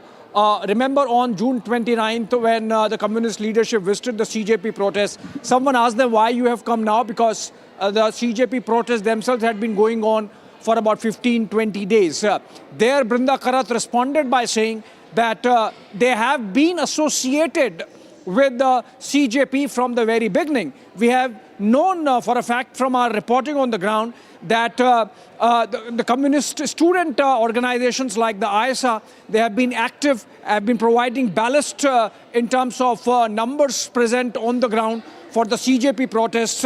And now the top levels of communist leadership visiting CJP, attending Chinese embassy event, coming as it does ahead of the monsoon session of parliament, raises questions whether there have been some kind of confabulations, whether there was some exchange of notes, whether another round of CJP protests is planned, whether behind the scenes there is a lot of support being provided, not actually behind the scenes, even on the face of it, you look at it, very open support being provided and coordination being done so that an anarchist movement like the CJP sustains itself. We have seen how it has actually fizzled out, but still you are seeing, for example, Sonam Wangchuk continuing with his fast. We have seen voices coming in his support, howsoever feeble, because they do not have mass traction, mass support coming in for them. But still, there is an ideological alignment. There is coming together of interest, it seems, to sort of destabilize the social situation in the country, perhaps to try to put the government on the mat. Even if they have not succeeded to the level they would have wanted, coming together of interest is visible in these pictures is what we are getting, Shivangi. And that's why we thought we should bring it out and show it to our viewers and the people of the country that the CJP is not what it is projecting to be, a youth-led student movement. It is actually a phalanx of the communist leadership, of the communist movement in the country, having failed to get any traction with the masses, any resonance with the masses. The communists are perhaps trying to piggyback on what they thought that in India they could also replicate a Gen Z kind of movement that we have seen panning out in countries like Nepal and Bangladesh. Obviously, they have failed, and the reason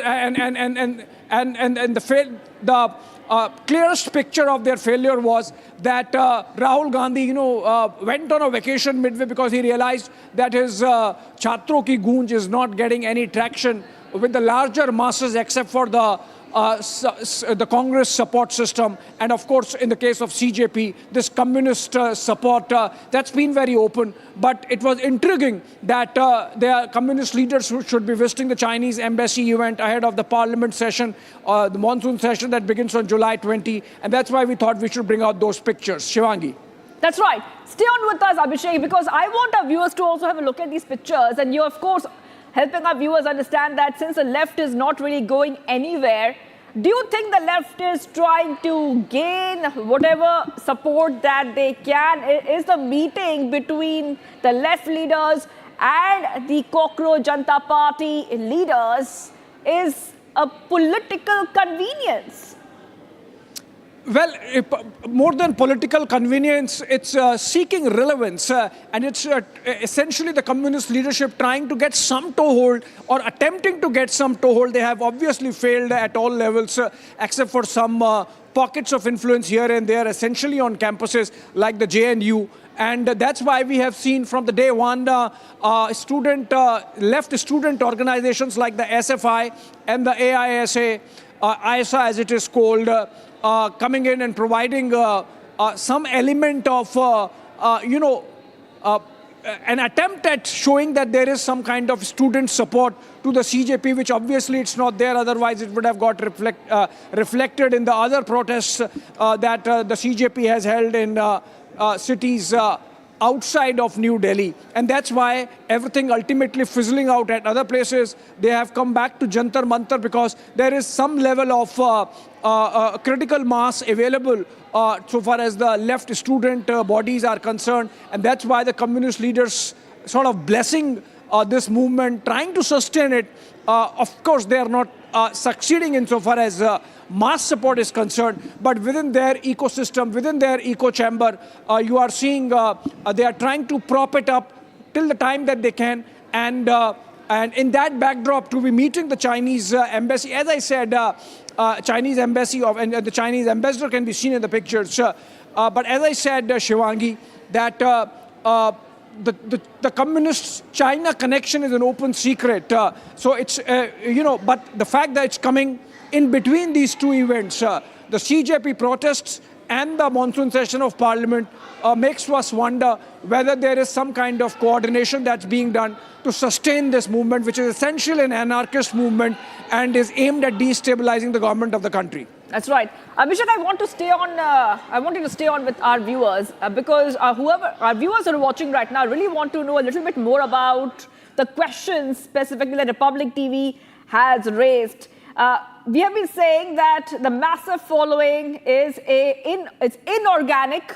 That's something that Republic has talked about earlier, and there were reports of that. A lot of questions have been raised as well, Abhishek, on foreign funding. How is Deep how is he running this? In fact, many journalists have questioned their spokespersons directly about how are they running their entire party. So when we look at these pictures, does something ring a bell, Abhishek?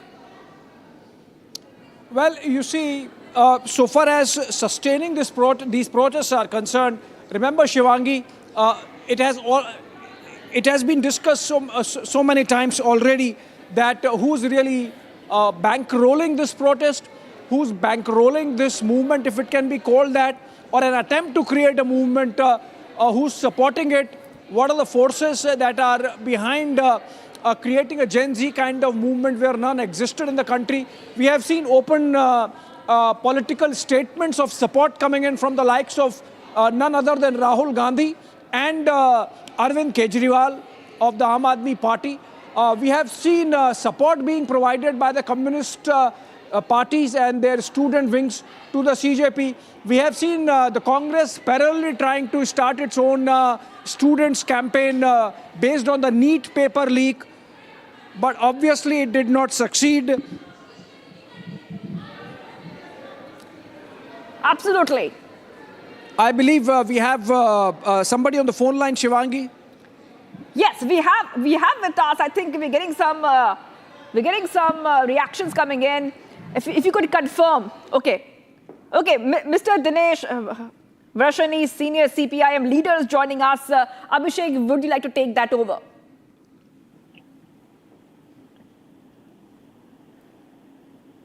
All right, I'll go first. Mr. Dinesh, can you hear us?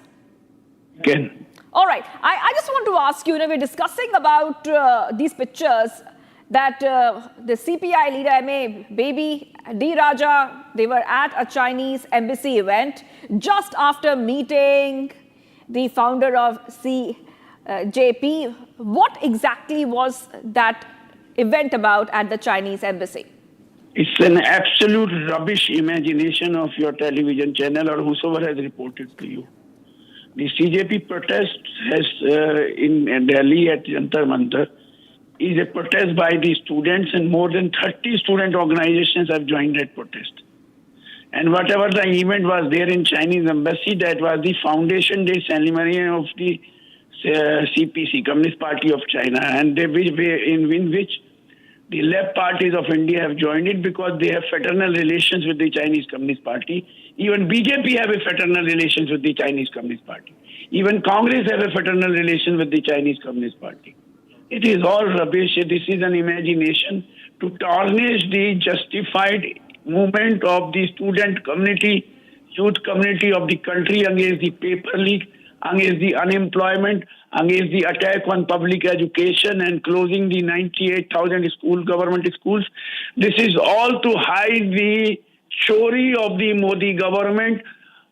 Chori of the Modi government, not only in Ram Mandir, but each and every public services through privatization, through contractualization, handing over the entire public services, tried to attempt to give the jungles to the monopoly, a particular one or two monopoly. It is an attempt by the monopolization. Always the justified movement in last 14, 12 years under the Modi government has been directed against this insinuation against them. Mr. Varshney, in fact, what you are saying is insinuation or rather communist trope that this is about privatization, liberalization, which incidentally began under the Congress government of Narasimha Rao and Manmohan Singh. And Manmohan Singh during the UPA years when the Communist parties supported the UPA government was carrying on with liberalization and privatization programs. But my question is that... No. My question is, but we are staying on the present. My question is, Mr. Varshney, and you are liberty to answer as per your ideological position. My question is, you visit the CJP protests, it's part of democracy, you can be there.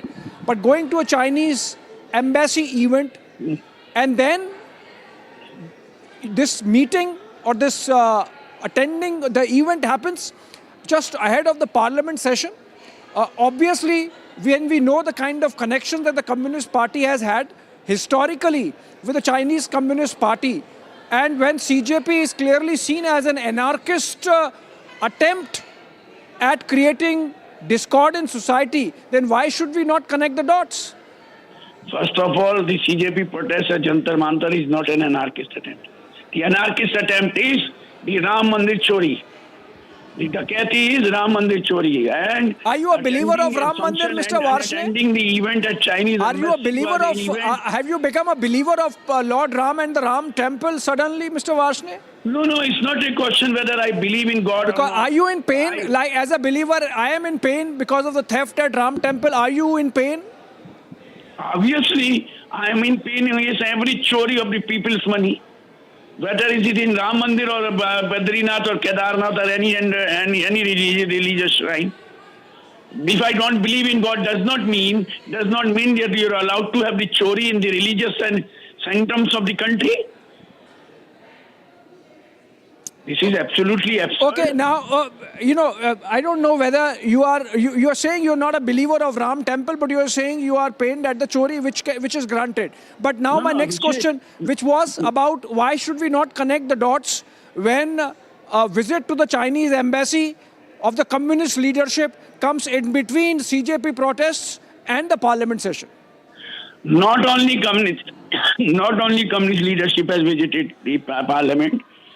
Aam Party has visited, Congress MP have visited, NCP MP has visited, Samajwadi Party MLA and MP visited, even other political parties are visiting because it is the justified movement of the student community and youth community of the country against the designated, against the well-thought paper leaks to avoid the employment of the youth, to keep the youth and students away from developing the scientific temperament and leading toward the parochial idea of conservativeness.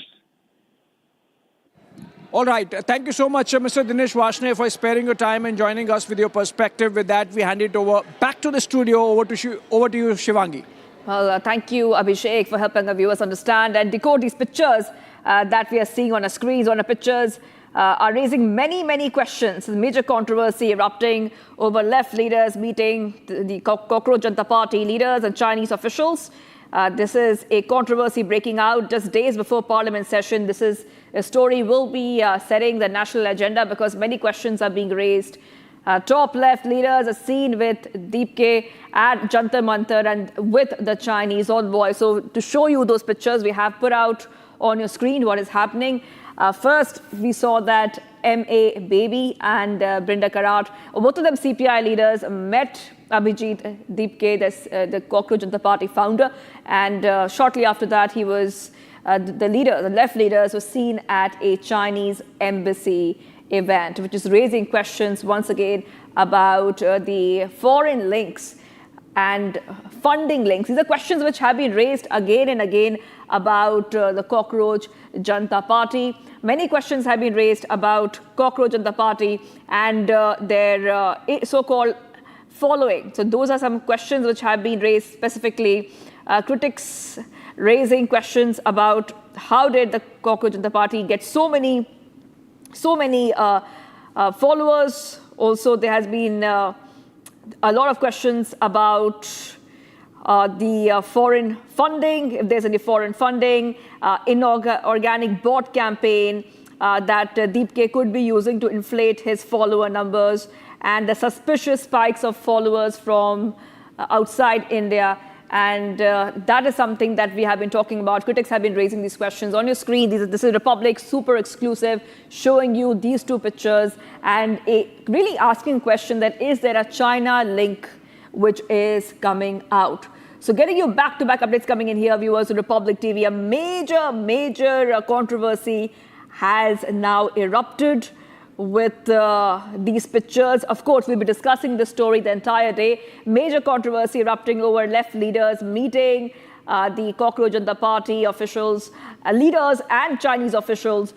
China Cockroach Janata Party controversy breaks out just days before Parliament session.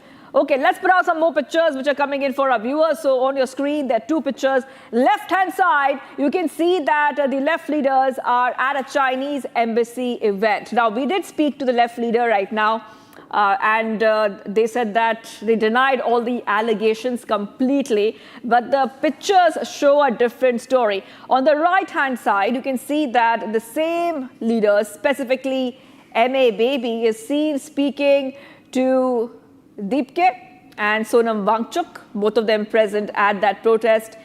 So these events happened in a very short duration of time, which is raising many questions about links which could be coming out. Like our senior executive editor was saying, that is this an attempt of the left to gain relevance at a time, right now, at these politically, at this time, because we see that the left has been trying to gain relevance.